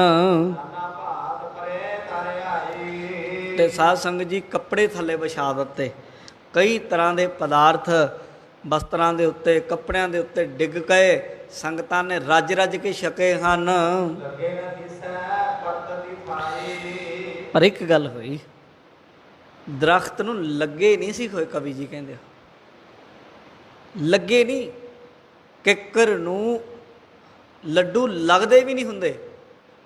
ਫਿਰ ਕਵੀ ਜੀ ਕਹਿੰਦੇ ਲੱਗੇ ਨਹੀਂ ਦੀਂਦੇ ਪਰ ਡਿੱਗਦੇ ਦਿਖਦੇ ਆ। ਬਸ ਗੱਲ ਆ ਹੈ ਜਿਹੜੀ ਸਾਡੇ ਬੰਦਿਆਂ ਨੂੰ ਸਮਝ ਨਹੀਂ ਲੱਗਦੀ। ਕਦੋਂ ਕਵੀ ਜੀ ਕਹਿੰਦੇ ਆ, ਕਈ ਕਹਿੰਦੇ ਜੀ ਕਿਵੇਂ ਲੱਗ ਸਕਦੇ ਆ ਜੀ ਕਿੱਕਰਾਂ ਨੂੰ ਲੱਡੂ। ਇਹ ਤੇ ਆਪ ਕਹਿੰਦੇ ਕਿੱਕਰਾਂ ਨੂੰ ਨਹੀਂ ਲੱਗੇ, ਗੁਰੂ ਨਾਨਕ ਨੇ ਵਰਸਾਏ ਹੈ। ਕਿ ਗੁਰੂ ਨਾਨਕ ਤੇ ਖੰਡਾਂ ਬ੍ਰਹਮੰਡਾਂ ਦੇ ਮਾਲਕ ਹੈ। ਸਾਧ ਸੰਗਤ ਜੋ ਮਰਜ਼ੀ ਕਰੀ ਜਾਣ। ਕਹਿੰਦੇ ਸੰਗਤ ਨੂੰ ਉੱਤੇ ਤੇ ਕਿੱਕਰੇ ਦਿਖਦੀ ਹੈ, ਬਸ ਕਿੱਕਰ ਤੋਂ ਔਰ ਥੱਲੇ ਵਿਛੇ ਕੱਪੜਿਆਂ ਤੱਕ ਉੱਤੋਂ ਐ ਜਿਵੇਂ ਮੀਂਹ ਦੇ ਵਿੱਚੋਂ, ਅਸਮਾਨ ਦੇ ਵਿੱਚੋਂ ਆਪਾਂ ਨੂੰ ਕਿਤੇ ਜਿਹੜੇ ਪਾਣੀ ਦੇ ਇਹ ਬੂੰਦਾਂ ਨੇ ਕਿਤੇ ਲੱਗੀਆਂ ਥੋੜ੍ਹਾ ਦਿਖਦੀਆਂ ਨੇ, ਬਸ ਬੂੰਦਾਂ ਪੈਂਦੀਆਂ ਡਿੱਗਦੀਆਂ ਹੀ ਦਿਸਦੀਆਂ ਨੇ ਸਾਨੂੰ। ਇਉਂ ਪਦਾਰਥ ਕਿੱਕਰਾਂ ਨੂੰ ਲੱਗੇ ਨਹੀਂ ਦਿਸੇ, ਸਿਰਫ ਪਦਾਰਥ ਵਸਤਰਾਂ ਦੇ ਉੱਤੇ ਜਿਹੜੀਆਂ ਥੱਲੇ ਚਾਦਰਾਂ ਸੀ ਉਹਨਾਂ ਦੇ ਉੱਤੇ ਡਿੱਗਦੇ ਦਿਸੇ ਹਨ। ਕਵੀ ਜੀ ਕਹਿੰਦੇ ਹੈਰਾਨੀ ਵਾਲੀ ਗੱਲ ਸੀ, ਇਹ ਬੜੀ ਵੱਡੀ ਖੇਡ ਸੀ ਤੇ ਕਿਸੇ ਤੋਂ ਵੀ ਗੁਰੂ ਨਾਨਕ ਦੀ ਇਹ ਖੇਡ ਜਾਣੀ ਨਾ ਗਈ ਵੀ ਕਿਵੇਂ ਹੋਇਆ। ਅੱਜ ਅਸੀਂ ਜਾਣਨਾ ਚਾਹੁੰਦੇ ਹਾਂ, ਅੱਜ ਅਸੀਂ ਅੰਤ ਪਾਉਣਾ ਚਾਹੁੰਦੇ ਹਾਂ, ਤੇ ਜਦੋਂ ਸਾਡੇ ਵਰਗੇ ਬੰਦਿਆਂ ਦੀ ਬੁੱਧੀ ਉੱਥੇ ਤੱਕ ਪਹੁੰਚਦੀ ਨਹੀਂ, ਅਸੀਂ ਕਹਿੰਦੇ ਇਦਾਂ ਹੋ ਨਹੀਂ ਸਕਦਾ। ਪਰ ਕਵੀ ਜੀ ਕਹਿੰਦੇ ਉਹ ਹੈਰਾਨੀ ਵਾਲੀ ਗੱਲ ਸੀ, ਕਿਸੇ ਤੋਂ ਜਾਣੀ ਨਾ ਗਈ ਤੇ ਜਾਣੀ ਵੀ ਨਹੀਂ ਜਾਣੀ। ਗਿਆਨ ਧਿਆਨ ਕਿਛ ਕਰਮ ਨਾ ਜਾਣਾ, ਸਾਰ ਨਾ ਜਾਣਾ, ਤੇਰੀ ਸਾਡੀ ਸਮਝੋ ਪਰੇ ਹੈ। ਤੁਮਰੀ ਗਾਤ ਮਿਤ ਤੁਮ ਹੀ ਜਾਨੀ, ਨਾਨਕ ਦਾਸ ਸਦਾ ਕੁਰਬਾਨੀ। ਤੇਰੀ ਗਤ ਤੇਰੀ ਮਰਿਆਦਾ ਤੂੰ ਜਾਣਦਾ ਮਾਲਕ। ਦਾਸ ਸੇਵਕ ਮਰਿਆਦਾ ਨੂੰ ਜਾਣਨ ਦੇ ਲਈ, ਉਹ ਤੇਰੀ ਤਾਕਤ ਨੂੰ ਜਾਣਨ ਲਈ ਨਹੀਂ ਬੈਠਾ ਵੀ ਮੈਂ ਜਾਣ ਲਵਾਂ ਤਾਂ ਪਾ ਲਵਾਂ। ਸੇਵਕ ਤੇ ਨਾਨਕ ਦਾਸ ਸਦਾ ਕੁਰਬਾਨੀ। ਸੇਵਕ ਤੇ ਕੁਰਬਾਨ ਜਾਂਦਾ ਹੈ ਆਪਣੇ ਗੁਰੂ ਤੋਂ, ਬਲਿਹਾਰੇ ਜਾਂਦਾ ਹੈ ਆਪਣੇ ਗੁਰੂ ਤੋਂ ਕਿ ਮੇਰੇ ਗੁਰੂ ਨੇ ਕੀ ਕਰ ਦਿੱਤਾ। ਮੇਰਾ ਗੁਰੂ ਸਮਰੱਥ ਹੈ, ਸਰਬ ਕਲਾ ਸਮਰੱਥ ਹੈ, ਕੁਝ ਵੀ ਕਰ ਸਕਦਾ ਹੈ। ਤੇ ਸਾਰੀਆਂ ਸੰਗਤਾਂ ਸਾਧ ਸੰਗਤ ਧੰਨ ਗੁਰੂ ਨਾਨਕ, ਧੰਨ ਗੁਰੂ ਨਾਨਕ, ਧੰਨ ਗੁਰੂ ਨਾਨਕ ਆਖਣ ਲੱਗ ਪਈਆਂ ਹਨ। ਕਿਉਂਕਿ ਇੱਕ ਤੇ 3 ਦਿਨਾਂ ਦਾ ਮਿਲਿਆ ਕੁਝ ਨਹੀਂ, 3 ਦਿਨ ਹੋ ਗਏ ਖਾਧਾ ਕੁਝ ਨਹੀਂ, ਭੋਜਨ ਪਦਾਰਥ ਨਹੀਂ ਮਿਲਿਆ, ਮੌਕਾ ਹੀ ਨਹੀਂ ਮਿਲਿਆ। ਮੀਂਹ ਇੰਨਾ ਸੀ, ਚਾਰੇ ਪਾਸੇ ਪਾਣੀਓ ਪਾਣੀ ਹੋਇਆ ਪਿਆ, ਬਣਾਉਣ ਦੇ ਲਈ ਵੀ ਸਮਾਂ ਨਾ ਲੱਗਿਆ ਭੋਜਨ। ਪਹਿਲੇ ਤੇ 3 ਦਿਨਾਂ ਦੇ ਭੁੱਖੇ, ਦੂਜਾ ਮਿਲਿਆ ਵੀ ਪਕਵਾਨ, ਲੱਡੂ, ਜਲੇਬੀਆਂ, ਪੂਰੀਆਂ ਤੇ ਹੋਰ ਕਈ ਤਰ੍ਹਾਂ ਦੇ ਪਦਾਰਥ ਬੜੇ ਸਵਾਦੀ ਮਿਲ ਗਏ ਸੰਗਤਾਂ ਨੂੰ। ਤੇ ਜਦੋਂ ਛਕੇ ਨਾ ਜੀ ਬੜੇ ਖੁਸ਼ ਹੋ ਗਏ, ਆਨੰਦ ਪ੍ਰਸੰਨ ਹੋ ਗਏ ਹਨ।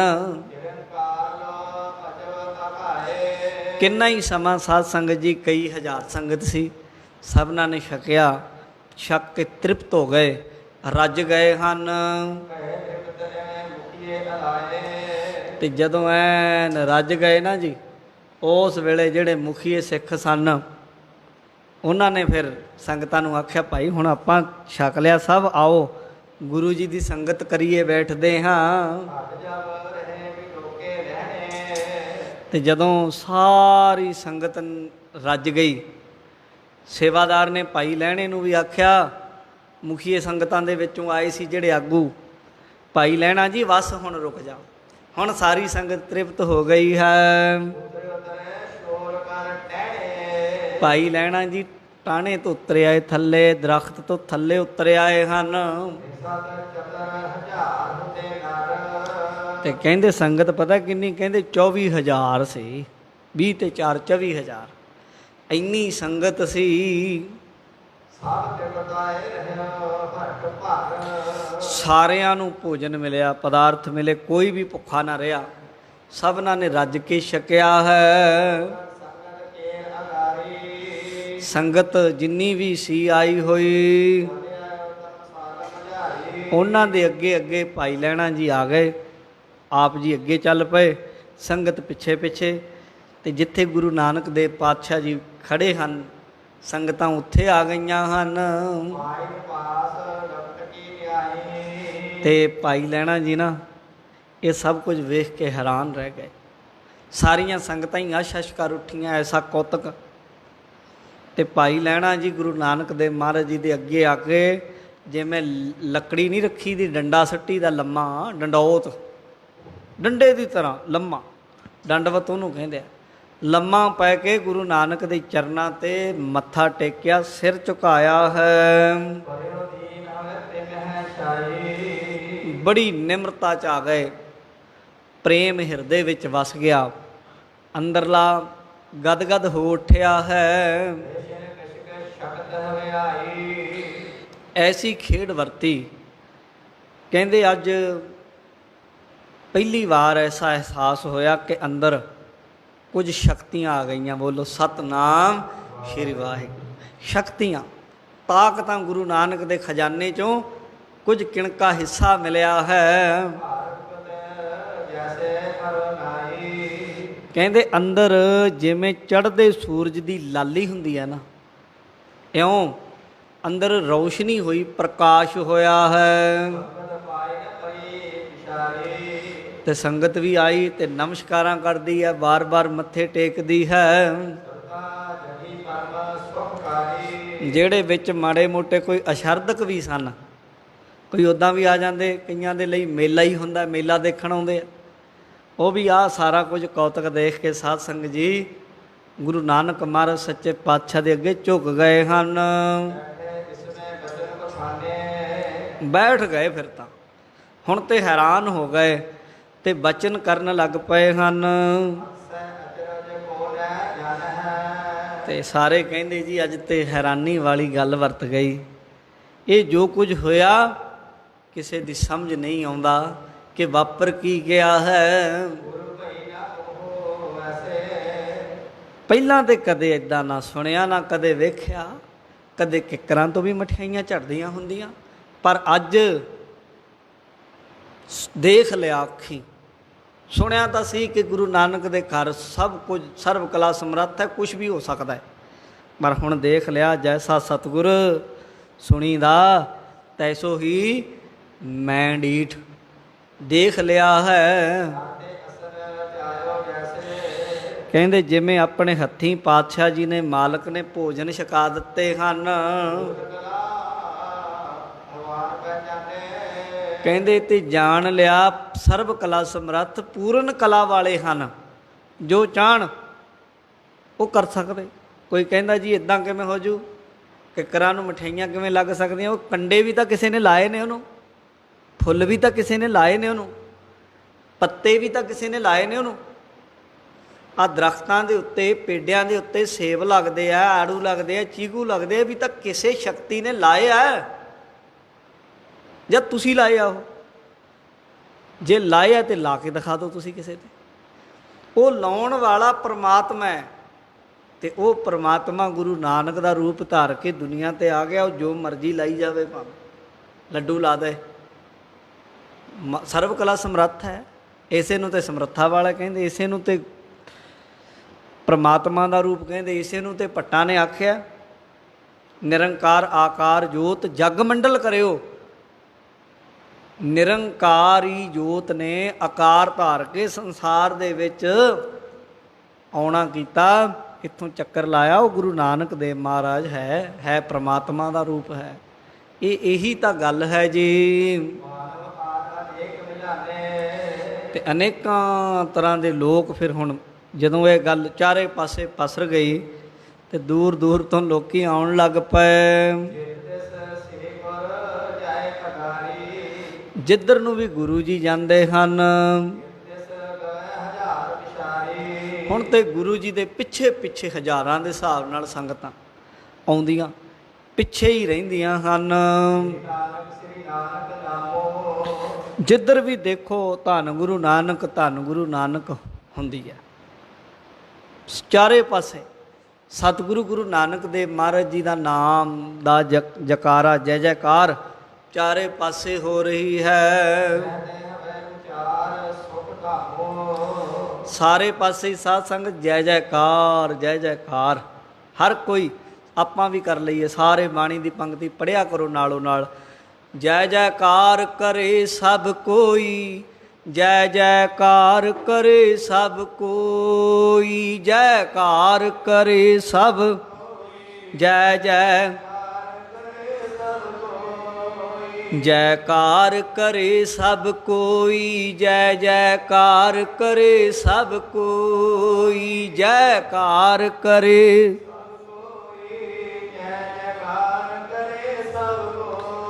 ਸੰਗਤਾਂ ਗਾਉਂਦੀਆਂ ਨੇ। ਕੀ ਕਹਿੰਦੀਆਂ? ਪੀਰ ਜਗਤ ਗੁਰ ਬਾਬਾ, ਜਾਹਰ ਪੀਰ ਜਗਤ ਗੁਰ ਬਾਬਾ, ਪੀਰ ਜਗਤ ਗੁਰ ਪੀਰ ਜਗਤ ਗੁਰ ਬਾਬਾ, ਜਾਹਰ ਪੀਰ ਜਗਤ ਗੁਰ ਬਾਬਾ, ਪੀਰ ਜਗਤ ਗੁਰ।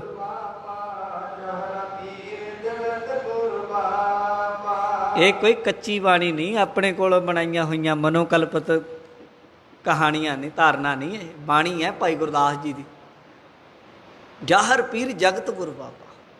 ਅੱਜ ਤੇ ਗੁਰੂ ਗ੍ਰੰਥ ਸਾਹਿਬ ਦੀ ਬਾਣੀ ਹੈ, ਹਰ ਮਨ ਤਨ ਵਸਿਆ ਸੋਈ, ਜੈ ਜੈਕਾਰ ਕਰੇ ਸਭ ਕੋਈ। ਦੁਨੀਆ ਪਿੱਛੇ ਲੱਗੀ ਫਿਰਦੀ ਹੈ। ਜੈ ਦੇ ਹਵੈ ਉਚਾਰ ਸੁਖ ਧਾਮੋ। ਜਿੱਥੇ ਕਿਤੇ ਵੀ ਗੁਰੂ ਨਾਨਕ ਦੇ ਮਹਾਰਾਜ ਸੱਚੇ ਪਾਤਸ਼ਾਹ ਜੀ ਹੁੰਦੇ ਨਾ, ਤੇ ਬਾਣੀ ਮੁੱਖੋਂ ਬੋਲਦੇ, ਸਤਿਗੁਰੂ ਗੁਰੂ ਨਾਨਕ ਪੜ੍ਹਦੇ, ਬਾਣੀ ਦੀ ਵਿਚਾਰ ਹੁੰਦੀ। ਗੁਰੂ ਸਾਹਿਬ ਦੇ ਕੋਲ ਆ ਕੇ ਲੋਕੀ ਆਤਮਿਕ ਅਵਸਥਾ ਦੀਆਂ ਬਾਤਾਂ ਪੁੱਛਦੇ, ਗੱਲਾਂ ਪੁੱਛਦੇ, ਵਿਚਾਰਾਂ ਪੁੱਛਦੇ, ਗੋਸ਼ਟੀਆਂ ਹੁੰਦੀਆਂ। ਵੱਖੋ ਵੱਖਰੇ ਮਤ ਮਤਾਂਤਰਾਂ ਦੇ ਸਾਧੂ ਮਹਾਤਮਾ ਗੁਰੂ ਨਾਨਕ ਦੇ ਮਹਾਰਾਜ ਜੀ ਦੇ ਕੋਲ ਆਉਂਦੇ ਤੇ ਆ ਕੇ ਆਪਣੇ ਆਤਮਿਕ ਤੌਰ ਤੇ ਜਿੱਥੇ ਕਿਤੇ ਕੋਈ ਰੁਕਿਆ, ਆਪਣੀ ਆਤਮਿਕ ਤਰੱਕੀ ਦੇ ਲਈ ਗੁਰੂ ਨਾਨਕ ਪਾਤਸ਼ਾਹ ਦੇ ਕੋਲੋਂ ਸਿੱਖਿਆ ਲੈਂਦੇ, ਉਪਦੇਸ਼ ਲੈਂਦੇ, ਸਿੱਖ ਬਣਦੇ ਹਨ। ਘਰ ਵਿਚਾਰ ਹੋਏ ਚਿਤ ਸੋ ਖੇਮਾ। ਤੇ ਗੁਰੂ ਨਾਨਕ ਦੇ ਮਹਾਰਾਜ ਜੀ ਦੇ ਨਾਲ ਵਿਚਾਰ ਕਰਦੇ, ਮਹਾਰਾਜ ਬਾਣੀ ਦੀ ਵਿਚਾਰ ਸੁਣਾਉਂਦੇ ਤੇ ਚਿੱਤ ਦੇ ਵਿੱਚ ਪ੍ਰੇਮ ਪੈਦਾ ਹੋ ਜਾਂਦਾ। ਮੁਕਤੀ ਦੇ ਅਧਿਕਾਰੀ ਗੁਰਸਿੱਖ ਬਣ ਜਾਂਦੇ ਹਨ। ਸਤਿਗੁਰ ਵਿਖੇ ਬੇਣ ਉਭਾਗਾ। ਦੇਖੋ, ਇਹ ਤੇ ਗੁਰੂ ਜੀ ਨੇ ਖੇਡ ਵੱਖਰੀ ਵਰਤਾ ਦਿੱਤੀ। ਕਹਿੰਦੇ ਸਤਿਯੁਗ ਦੇ ਵਿੱਚ ਇੱਕ ਬੇਣ ਨਾਮ ਦਾ ਰਿਸ਼ੀ ਹੋਇਆ, ਰਾਜ ਰਿਸ਼ੀ। ਉਹ ਇਦਾਂ ਦਾ ਸੀ ਕਿ ਉਹਨੇ ਸਤਿਯੁਗ ਦੇ ਸਮੇਂ ਕਲਯੁਗ ਵਾਲੇ ਕੰਮ ਕੀਤੇ, ਪੁੱਠੇ, ਧਰਮ ਦਾ ਕੋਈ ਕੰਮ ਨਹੀਂ ਸੀ ਕਰਦਾ। ਉਹ ਬੇਣ ਰਿਸ਼ੀ ਨੇ ਸਤਿਯੁਗ 'ਚ ਕਲਯੁਗ ਵਰਤਾਇਆ ਸੀ, ਪਰ ਧੰਨ ਗੁਰੂ ਨਾਨਕ ਦੇਵ ਮਹਾਰਾਜ ਨੇ ਕਲਯੁਗ 'ਚ ਸਤਿਯੁਗ ਵਰਤਾ ਦਿੱਤਾ। ਇਹ ਖੇਡ ਹੈ ਗੁਰੂ ਨਾਨਕ ਦੇ ਘਰ ਦੀ। ਕਦੀ ਕਾਲ ਵਰਤਾਏ ਵਿਸਾਗਾ। ਉਹਨੇ ਬੇਣ ਰਿਸ਼ੀ ਨੇ, ਉਹਦੀ ਉਦਾਹਰਨ ਦਿੰਦੇ ਕਵੀ ਜੀ, ਕਹਿੰਦੇ ਉਹਨੇ ਸਤਿਯੁਗ ਵਿੱਚ ਕਲਯੁਗ ਵਰਤਾਇਆ ਸੀ। ਚੋਰ ਦੁਸ਼ਟ ਕਾਲ ਕਰਤ ਅਨੇਕਾ। ਕਹਿੰਦੇ ਚੋਰੀਆਂ ਕਰਨੀਆਂ, ਦੁਸ਼ਟੀ ਵਾਲੇ ਪੁੱਠੇ ਗਲਤ ਕੰਮ ਕਰਨੇ। ਸਤ ਸੰਗਤ ਹੋਵੇ ਨਾ ਵਿਵੇਕਾ। ਕਹਿੰਦੇ ਜਿਵੇਂ ਬੇਣ ਨੇ ਸਤਿਯੁਗ ਵਿੱਚ ਕਲਯੁਗ ਵਰਤਾਇਆ, ਪਰ ਗੁਰੂ ਨਾਨਕ ਨੇ ਕਲਯੁਗ 'ਚ ਸਤਿਯੁਗ ਵਰਤਾਇਆ, ਜਿੱਥੇ ਲੋਕ ਚੋਰੀ ਕਰਨ ਤੋਂ ਲੱਜਾ ਨਹੀਂ ਮੰਨਦੇ। ਚੋਰੀ ਕਰਨਾ ਲੋਕੀ ਆਪਣਾ ਅਧਿਕਾਰ ਮੰਨਦੇ, ਦੁਸ਼ਟਤਾਈ ਕਰਨੀ, ਚੁਗਲੀ ਕਰਨੀ, ਨਿੰਦਿਆ ਕਰਨੀ, ਹਰਾਮਖੋਰੀ ਕਰਨੀ ਲੋਕੀ ਆਪਣਾ ਜਨਮ ਸਿੱਧ ਅਧਿਕਾਰ ਮੰਨਦੇ ਆ। ਪਾਪ ਕਰਨਾ ਲੋਕਾਂ ਦੇ ਹੱਥ ਨਹੀਂ ਕੰਬਦੇ, ਮਨ 'ਚ ਸ਼ਰਮ ਲੱਜਾ ਨਹੀਂ ਆਉਂਦੀ, ਤੇ ਲੋਕੀ ਇਹੋ ਜਿਹੇ ਗਲਤ ਕੰਮ ਕਰਦੇ ਹਨ ਅਨੇਕਾਂ ਹੀ। ਸੋ ਸਤਿਯੁਗ ਕਲ ਕਾਲ ਮਝਾਲਾ। ਤੇ ਨਾ ਕੋਈ ਸਤ ਸੰਗਤ ਕਰਨਾ ਚਾਹੁੰਦਾ। ਬੁਰੇ ਕਾਮ ਕੋ ਊਠ ਖਲੋਇਆ। ਕੋਈ ਗੱਲਾਂ ਕਰੀ ਜਾਣਗੇ, 2-2 ਘੰਟੇ ਖੜੇ ਰਹਿਣਗੇ ਬੇਵਜ੍ਹਾ, ਚੁਗਲੀਆਂ ਕਰਨੀਆਂ ਹੋਣ, ਬੈਠੇ ਰਹਿਣਗੇ। ਗਰਮੀ 'ਚ ਵੀ ਉਹਨਾਂ ਨੂੰ ਠੰਡ ਲੱਗਦੀ ਹੈ, ਪਰ ਕਿਤੇ ਸਤ ਸੰਗਤ 'ਚ ਬੈਠਣਾ ਪੈ ਜਾਏ ਨਾ, ਇਹਨਾਂ ਨੂੰ ਨੀਂਦ ਆਉਣ ਲੱਗ ਜਾਂਦੀ ਹੈ। ਸਤ ਸੰਗਤ ਵੱਲ ਨੂੰ ਪੈਰ ਨਹੀਂ ਚੱਲਦੇ ਆਮ ਤੌਰ 'ਤੇ। ਐਸਾ ਕਲਯੁਗ ਦਾ ਪ੍ਰਭਾਵ ਹੈ। ਪਰ ਐਸੇ ਸਮੇਂ ਦੇ ਵਿੱਚ ਵੀ ਧੰਨ ਗੁਰੂ ਨਾਨਕ ਦੇ ਮਹਾਰਾਜ ਸੱਚੇ ਪਾਤਸ਼ਾਹ ਨੇ ਸੰਗਤ ਨੂੰ ਸਤ ਸੰਗਤ ਦਾ ਰੂਪ ਦੇ ਦਿੱਤਾ। ਗੁਰੂ ਕੇ ਦਰਬਾਰ ਵਿੱਚ ਸੰਗਤਾਂ ਫੇਰ ਵੀ ਚੱਲ ਆਉਂਦੀਆਂ। ਕਲਯੁਗ ਦਾ ਜ਼ੋਰ ਹੈ। ਜਿੱਥੇ ਲੋਕ ਨਿੰਦਿਆ, ਚੁਗਲੀ, ਬਦਕਾਰੀ, ਚੋਰੀ ਤੇ ਆਦਿਕ ਦੇ ਕੰਮਾਂ ਵੱਲ ਤਰਜੀਹ ਦਿੰਦੀਆਂ, ਉਹਨਾਂ ਦੀਆਂ ਹੀ ਤਰੱਕੀਆਂ। ਜਿਹੜੇ ਚਾਪਲੂਸੀ, ਨਿੰਦਿਆ, ਚੁਗਲੀ ਜਾਂ ਚੋਰੀ ਕਰਦੇ ਆ, ਪਰ ਐਸੇ ਕਲਯੁਗ ਦੇ ਵਿੱਚ ਵੀ ਇਹੋ ਜਿਹੇ ਸੱਤਵਾਦੀ ਗੁਰਸਿੱਖ ਮਿਲ ਜਾਣਗੇ ਜਿਹੜੇ ਕਿਸੇ ਦੀ ਸਾਧ ਸੰਗਤ ਕੰਨ ਦੇ ਵਿੱਚ ਨਿੰਦਿਆ ਨਹੀਂ ਸੁਣਦੇ, ਮਨ ਦੇ ਵਿੱਚ ਪਰਾਏ ਦੀ ਬੁਰਾਈ ਨਹੀਂ ਰੱਖਦੇ। ਬਾਣੀ ਨੇ ਲਿਖਿਆ, ਪਰ ਕਾ ਬੁਰਾ ਨਾ ਰਾਖੋ ਚੀਤ, ਤੁਮਕੋ ਦੁੱਖ ਨਹੀਂ ਭਾਈ ਮੀਤ। ਪਰਾਏ ਦਾ ਬੁਰਾ ਨਹੀਂ ਰੱਖਦੇ ਮਨ 'ਚ। ਨੇਤਰਾਂ ਦੇ ਨਾਲ ਬੁਰਾ ਦੇਖਣਾ ਨਹੀਂ, ਨੇਤਰਾਂ ਔਰ ਕੰਨਾਂ ਦੇ ਨਾਲ ਬੁਰਾ ਸੁਣਨਾ ਨਹੀਂ, ਜ਼ੁਬਾਨ ਦੇ ਨਾਲ ਬੁਰਾ ਬੋਲਦੇ ਨਹੀਂ। ਇਹੋ ਜਿਹੇ ਬੰਦੇ ਸਤਿਯੁਗੀ ਪੁਰਸ਼ ਤੁਹਾਨੂੰ ਮਿਲ ਜਾਣਗੇ। ਇਹ ਗੁਰੂ ਨਾਨਕ ਦੀ ਘਰ ਦੀ ਕਰਾਮਾਤ ਹੈ, ਹੋਰ ਕੀ ਹੈ ਸਾਧ ਸੰਗਤ ਜੀਓ। ਧੰਨ ਗੁਰੂ ਨਾਨਕ ਦੇਵ ਮਹਾਰਾਜ ਨੇ ਐਸੀ ਕਲਾ ਪ੍ਰਗਟ ਕਰ ਦਿੱਤੀ ਹੈ। ਜਿੱਥੇ ਕਿਤੇ ਦੇਖੋ ਦੁਨੀਆ ਤਪਦੀ ਪਈ ਹੈ। ਕਲ ਤਾਤਾ ਆਖਿਆ ਬਾਣੀ ਵਿੱਚ, ਪਰ ਕਲ ਤਾਤੇ ਦੇ ਵਿੱਚ ਠੰਡਾ ਹਰ ਨਾਉ ਹਰੀ ਨਾਮ ਦੀ ਸ਼ੈਬਰ ਲਾਈ ਸਤ ਸੰਗਤ ਹੁੰਦੀ ਹੈ। ਹਰੇਕ ਜਗ੍ਹਾ, ਹਰੇਕ ਇਲਾਕੇ ਦੇ ਵਿੱਚ ਜਿੱਥੇ ਕਿਤੇ ਜਾਓਗੇ ਗੁਰਸਿੱਖ ਮਿਲਣਗੇ। ਕਿਤੇ ਸੁਖਮਨੀ ਸਾਹਿਬ ਦੀ ਸੰਗਤ ਬਣੀ ਹੋਈ ਹੈ, ਸੰਗਤਾਂ ਦੀ ਸੁਖਮਨੀ ਸੇਵਾ ਸੁਸਾਇਟੀ, ਬੀਬੀਆਂ ਆਉਂਦੀਆਂ ਨੇ, ਘਰਾਂ ਦੇ ਵਿੱਚ ਕੰਮ ਧੰਦੇ ਕਰਦੀਆਂ, ਜ਼ਿੰਮੇਵਾਰੀਆਂ ਨੇ, ਵੱਡੇ ਵੱਡੇ ਅਹੁਦਿਆਂ 'ਤੇ ਗੁਰਸਿੱਖ ਬੀਬੀਆਂ ਨੇ, ਪਰ ਉਹ ਅਹੁਦਿਆਂ ਦੇ ਵਿੱਚੋਂ ਵੀ ਉਹਨਾਂ ਦੇ ਕੋਲ ਐਤਵਾਰ ਦਾ ਹੀ ਦਿਨ ਹੁੰਦਾ। ਐਤਵਾਰ ਵਾਲੇ ਦਿਨ ਵੀ ਦੁਪਹਿਰ ਨੂੰ 2 ਘੰਟੇ ਗੁਰੂ ਘਰ ਆਉਣਗੇ, ਬਾਣੀ ਪੜ੍ਹਨਗੇ, ਸੁਖਮਨੀ ਸਾਹਿਬ ਦਾ ਪਾਠ ਕਰਨਗੇ, ਫਿਰ ਕੀਰਤਨ ਕਰਨਗੇ। ਇਹ ਸਾਧ ਸੰਗਤ ਜੀ ਸਤਿਯੁਗ ਨਹੀਂ ਤੇ ਹੋਰ ਕੀ ਹੈ। ਜਿੱਥੇ ਲੋਕੀ ਬੁਰਾਈ ਵੱਲ ਨੂੰ ਭੱਜਦੇ ਆ, ਉੱਥੇ ਗੁਰੂ ਕੇ ਸਿੱਖ ਵੱਡੇ ਵੱਡੇ ਅਹੁਦਿਆਂ 'ਤੇ ਉੱਚੇ ਸੁੱਚੇ ਕਿਰਦਾਰਾਂ ਵਾਲੇ ਮਿਲ ਜਾਣਗੇ। ਸਿਰ 'ਤੇ ਦਸਤਾਰ ਸਜਾਈ ਹੈ, ਬਾਣੀ ਪੜ੍ਹਨ ਵਾਲੇ ਆ, ਗੁਰਦੁਆਰੇ ਆਉਣਗੇ, ਮੱਥਾ ਟੇਕਣਗੇ, ਹਰੇਕ ਬੰਦੇ ਨਾਲ ਮਿੱਠਾ ਬੋਲਣਗੇ। ਇਹ ਸਤਿਯੁਗੀ ਜੀਵ ਗੁਰੂ ਨਾਨਕ ਨੇ ਕਲਯੁਗ ਵਿੱਚ ਪੈਦਾ ਕੀਤੇ ਹਨ। ਸਤਨਾਮ ਸਿਮਰੈ ਦੁਖ ਭੰਗਾ। ਤੇ ਗੁਰੂ ਨਾਨਕ ਦੇ ਸਿੱਖ ਸਤਨਾਮ ਵਾਹਿਗੁਰੂ ਜਪਦੇ ਆ, ਤੇ ਉਹਦੇ ਨਾਲ ਗੁਰਸਿੱਖਾਂ ਦੇ ਸਾਰੇ ਦੁੱਖ ਕੱਟੇ ਜਾਂਦੇ ਹਨ। ਵਿਚਾਰ ਹੈ ਕਰ ਹੈ ਕੀਰਤ। ਤੇ ਗੁਰਸਿੱਖ ਜਦੋਂ ਇੱਕ ਦੂਜੇ ਨੂੰ ਮਿਲਦੇ ਤੇ ਰੱਬ ਦੀਆਂ ਹੀ ਗੱਲਾਂ, ਗੁਰੂ ਦੀ ਸਿਫਤ ਕਰਦੇ ਹਨ, ਚੁਗਲੀ ਨਿੰਦਿਆ ਤੋਂ ਪਰਹੇਜ਼ ਰੱਖਦੇ ਹਨ। ਕਿਤੇ ਦੁਨੀਆ ਵੱਲ ਦੇਖੋ, ਕਿਤੇ ਜਿੱਥੇ 2 ਬੰਦੇ ਖੜੇ ਆ, ਸਾਧ ਸੰਗਤ ਲੀਡਰਾਂ ਦੀਆਂ ਗੱਲਾਂ ਕਰਦੇ ਆ, ਫਲਾਣੇ ਨੇ ਆਹ ਕਰਤਾ, ਉਹਨੇ ਆਹ ਕਰਤਾ। ਪਰ ਗੁਰੂ ਕੇ ਸਿੱਖ ਜਦੋਂ ਮਿਲਦੇ ਨਾ, ਜਦੋਂ ਇੱਕ ਦੂਜੇ ਨੂੰ ਮਿਲਦੇ, ਸਭ ਤੋਂ ਪਹਿਲਾਂ ਵਾਹਿਗੁਰੂ ਜੀ ਕਾ ਖਾਲਸਾ ਵਾਹਿਗੁਰੂ ਜੀ ਕੀ ਫਤਿਹ 2 ਵਾਰੀ ਮੁੱਖੋਂ ਬੋਲਦੇ, ਤੇ 2 ਵਾਰੀ ਦੂਜਾ ਬੋਲਦਾ ਜਦੋਂ ਸੁਣਦੇ, ਵਾਹਿਗੁਰੂ ਦਾ ਸਿਮਰਨ ਕਰਦੇ। ਤੇ ਆਪਸ ਵਿੱਚ ਗੱਲਾਂ ਵੀ ਗੁਰਸਿੱਖਾਂ ਦੀਆਂ ਇੱਦਾਂ ਦੀਆਂ ਹੋਣੀਆਂ ਚਾਹੀਦੀਆਂ, ਬਾਣੀ ਵਾਲੀਆਂ, ਗੁਰੂ ਵਾਲੀਆਂ। ਤੇ ਗੁਰਸਿੱਖ ਸਤਸੰਗੀ ਹੁੰਦੇ ਗੁਰੂ ਦੀਆਂ ਬਾਤਾਂ ਕਰਦੇ ਹਨ। ਜੈ ਜੈਕਾਰ ਹੋਤ ਜੋ ਤੇਰਾ। ਧੰਨ ਗੁਰੂ ਨਾਨਕ ਦੀ ਜੈ ਜੈਕਾਰ ਚਾਰੇ ਪਾਸੇ ਹੋ ਰਹੀ ਹੈ। ਉਮਤ ਸਭ ਕੈ ਪ੍ਰੇਮ ਘਨੇਰਾ। ਤੇ ਸਾਰਿਆਂ ਦੇ ਹਿਰਦੇ ਵਿੱਚ ਗੁਰੂ ਨਾਨਕ ਦੇ ਘਰ ਦੇ ਪ੍ਰਥਾਏ ਪ੍ਰੇਮ ਵੱਧਦਾ ਹੀ ਜਾਂਦਾ ਹੈ। ਮਿਲੇ ਅਨੇਕ ਹਜ਼ਾਰਾਂ। ਬਸ ਫਿਰ ਹੁਣ ਤੇ ਕੀ ਦੱਸੀਏ। ਕਹਿੰਦੇ ਕਰਤਾਰਪੁਰ ਸਾਹਿਬ ਵੱਲ ਨੂੰ ਸੰਗਤਾਂ ਵਹੀਰਾਂ ਘੱਤ ਕੇ ਆਉਣ ਲੱਗ ਪਈਆਂ। ਰੋਜ਼ ਹੀ ਹਜ਼ਾਰਾਂ ਦੀ ਗਿਣਤੀ ਵਿੱਚ ਧੰਨ ਗੁਰੂ ਨਾਨਕ ਦੇਵ ਮਹਾਰਾਜ ਸੱਚੇ ਪਾਤਸ਼ਾਹ ਜੀ ਦੇ ਦਰਸ਼ਨਾਂ ਨੂੰ ਹਜ਼ਾਰਾਂ ਸੰਗਤਾਂ ਦਾ ਆਉਣਾ ਹੋ ਗਿਆ ਹੈ। ਤੇ ਲੰਗਰ ਚੱਲਦੇ, ਸਾਰੀਆਂ ਸੰਗਤਾਂ ਦੇ ਲਈ ਲੰਗਰ ਵਿੱਚੋਂ ਚੰਗਾ ਭੋਜਨ ਬਣਦਾ ਹੈ। ਸਾਧ ਸੰਗਤ ਕਿਸੇ ਨੂੰ ਕੋਈ ਬੰਧਨ ਨਹੀਂ ਕਿ ਤੁਸੀਂ ਧਨ ਲੈ ਕੇ ਆਓ, ਪਦਾਰਥ ਲੈ ਕੇ ਆਓ। ਜੇ ਲੈ ਕੇ ਆਓਗੇ ਤਦੇ ਕੁਝ ਤੁਹਾਡੀ ਪੁੱਛ ਪ੍ਰਤੀਤ ਹੈ ਨਾ। ਭਾਵੇਂ ਕੋਈ ਲੱਖ ਲਿਆਵੇ, ਭਾਵੇਂ ਕੋਈ ਕੌਡੀ ਲਿਆਵੇ, ਸਭ ਨੂੰ ਇੱਕੋ ਜਿਹਾ ਮਾਨ ਸਨਮਾਨ ਪ੍ਰੇਮ ਪਿਆਰ ਮਿਲਦਾ ਹੈ। ਜੇ ਕੋਈ ਵਾਧੂ ਲੈ ਆਉਂਦਾ ਉਹਨੂੰ ਮੋੜ ਦਿੰਦੇ, ਕਹਿੰਦੇ ਨਹੀਂ ਲੋੜ ਕਿਸੇ ਚੀਜ਼ ਦੀ। ਐਂ ਥੋੜ੍ਹਾ ਵੀ ਬਿਨਾਂ ਮਤਲਬ ਚੀਜ਼ਾਂ ਲਿਆਈ ਰੱਖੀ ਚੱਲੋ ਨਾ। ਬਸ ਕੋਈ ਆਪਣੀ ਸੇਵਾ ਮਾੜੀ ਮੋਟੀ ਕਰਨੀ ਚਾਹੁੰਦਾ ਸੰਗਤ ਦੀ ਕਰ ਲੈ, ਤੇ ਵਾਧੂ ਕਿਸੇ ਦੀ ਚੀਜ਼ ਅੰਗੀਕਾਰ ਨਹੀਂ ਕੀਤੀ ਜਾਂਦੀ। ਤੇ ਸਾਧ ਸੰਗਤ ਜੀ ਅੰਮ੍ਰਿਤ ਵੇਲੇ ਧੰਨ ਗੁਰੂ ਨਾਨਕ ਦੇਵ ਮਹਾਰਾਜ ਸੱਚੇ ਪਾਤਸ਼ਾਹ ਇਸ਼ਨਾਨ ਨੂੰ ਜਾਂਦੇ। ਜਿੰਨੀ ਸੰਗਤ ਹੈ ਗੁਰੂ ਘਰ ਰਹਿਣ ਵਾਲੀ ਸਾਰੀ ਅੰਮ੍ਰਿਤ ਵੇਲੇ ਉੱਠਦੇ ਹਨ। ਸਤਿਗੁਰੂ ਗੁਰੂ ਨਾਨਕ ਦੇਵ ਜੀ ਮਹਾਰਾਜ ਜਾ ਕੇ ਕੋਲ ਦੀ ਕਰਤਾਰਪੁਰ ਸਾਹਿਬ ਦੇ ਦਰਿਆ ਲੰਘਦਾ ਹੈ। ਸਵੱਛ ਦਰਿਆ ਦੇ ਜਲ ਵਿੱਚ ਜਾ ਕੇ ਗੁਰੂ ਜੀ ਇਸ਼ਨਾਨ ਕਰਦੇ। ਕਿੰਨਾ ਸਮਾਂ ਜਲ ਵਿੱਚ ਖੜੇ ਰਹਿੰਦੇ, ਗਰਦਨ ਤੱਕ ਪਾਣੀ ਆਉਂਦਾ ਹੈ। ਤੇ ਸਵੇਰ ਤੱਕ ਇਸ਼ਨਾਨ ਕਰਦਿਆਂ ਜਲ ਵਿੱਚ ਖੜ ਕੇ ਸਤਨਾਮ ਵਾਹਿਗੁਰੂ ਦਾ ਜਾਪ ਕਰਨਾ। ਤੇ ਸਾਧ ਸੰਗਤ ਜੀ ਗਲ ਤੱਕ ਪਾਣੀ ਆਉਂਦਾ, ਇਸ਼ਨਾਨ ਕਰਦੇ ਹਨ। ਤੇ ਗੁਰੂ ਨਾਨਕ ਦੇਵ ਮਹਾਰਾਜ ਸੱਚੇ ਪਾਤਸ਼ਾਹ ਜੀ ਜਾ ਕੇ ਖੜ੍ਹਦੇ ਹਨ। ਅੱਗੇ ਆਪਾਂ ਇੱਕ ਕੱਲ੍ਹ ਨੂੰ ਬੜੀ ਪਿਆਰੀ ਇੱਕ ਅਦਭੁਤ ਘਟਨਾ ਹੈ, ਜਿਹਦੇ ਵਿੱਚ ਬਾਬਾ ਲਹਿਣਾ ਜੀ ਬਾਹਰ ਖੜ੍ਹੇ ਆ। ਮੀਂਹ ਪੈ ਗਿਆ, ਠੰਡ ਦੀ ਰੁੱਤੇ, ਪਾਣੀ ਵਿੱਚ ਖੜ੍ਹੇ ਖੜ੍ਹੇ ਡਿੱਗ ਗਏ ਮੀਂਹ 'ਚ ਠੰਡ ਨਾਲ। ਦੇਖਦੇ ਹਾਂ ਕਿ ਕਿਵੇਂ ਉਹਨਾਂ ਦੀ ਸੇਵਾ ਪ੍ਰਵਾਨ ਹੁੰਦੀ ਆ, ਤੇ ਗੁਰੂ ਨਾਨਕ ਦੇਵ ਮਹਾਰਾਜ ਕਿਵੇਂ ਬਖਸ਼ਿਸ਼ਾਂ ਕਰਦੇ। ਉਹ ਸਾਰੇ ਪ੍ਰਸੰਗ ਆਪਾਂ ਕੱਲ੍ਹ ਨੂੰ ਸੁਣਾਂਗੇ। ਸੰਗਤਾਂ ਨੂੰ ਬੇਨਤੀ ਹੈ ਸਮੇਂ ਸਿਰ ਆਇਆ ਕਰੋ, ਆਪ ਵੀ ਹੋਰ ਸੰਗਤਾਂ ਨੂੰ ਵੀ ਲਿਆ ਕਰੋ ਪ੍ਰੇਰ ਕੇ ਗੁਰੂ ਘਰ। ਹੋਰ ਜਿੱਥੇ ਬਾਹਰ ਬੈਠ ਕੇ ਗੱਲਾਂ ਬਾਤਾਂ ਜਾਂ ਸਮਾਂ ਆਪਣਾ ਲੰਘਾਉਣਾ ਹੁੰਦਾ, ਗੁਰੂ ਘਰ ਸੰਗਤ ਵਿੱਚ ਬੈਠਿਆ ਕਰੋ, ਆਇਆ ਕਰੋ, ਗੁਰੂ ਕੀਆਂ ਕਥਾ ਕਹਾਣੀਆਂ ਸੁਣਿਆ ਕਰੋ, ਤਾਂ ਕਿ ਸਾਡੇ ਲੋਕ ਸੁਖੀਏ। ਪ੍ਰਲੋਕ ਸੁਹੇਲੇ ਹੋਵਣ।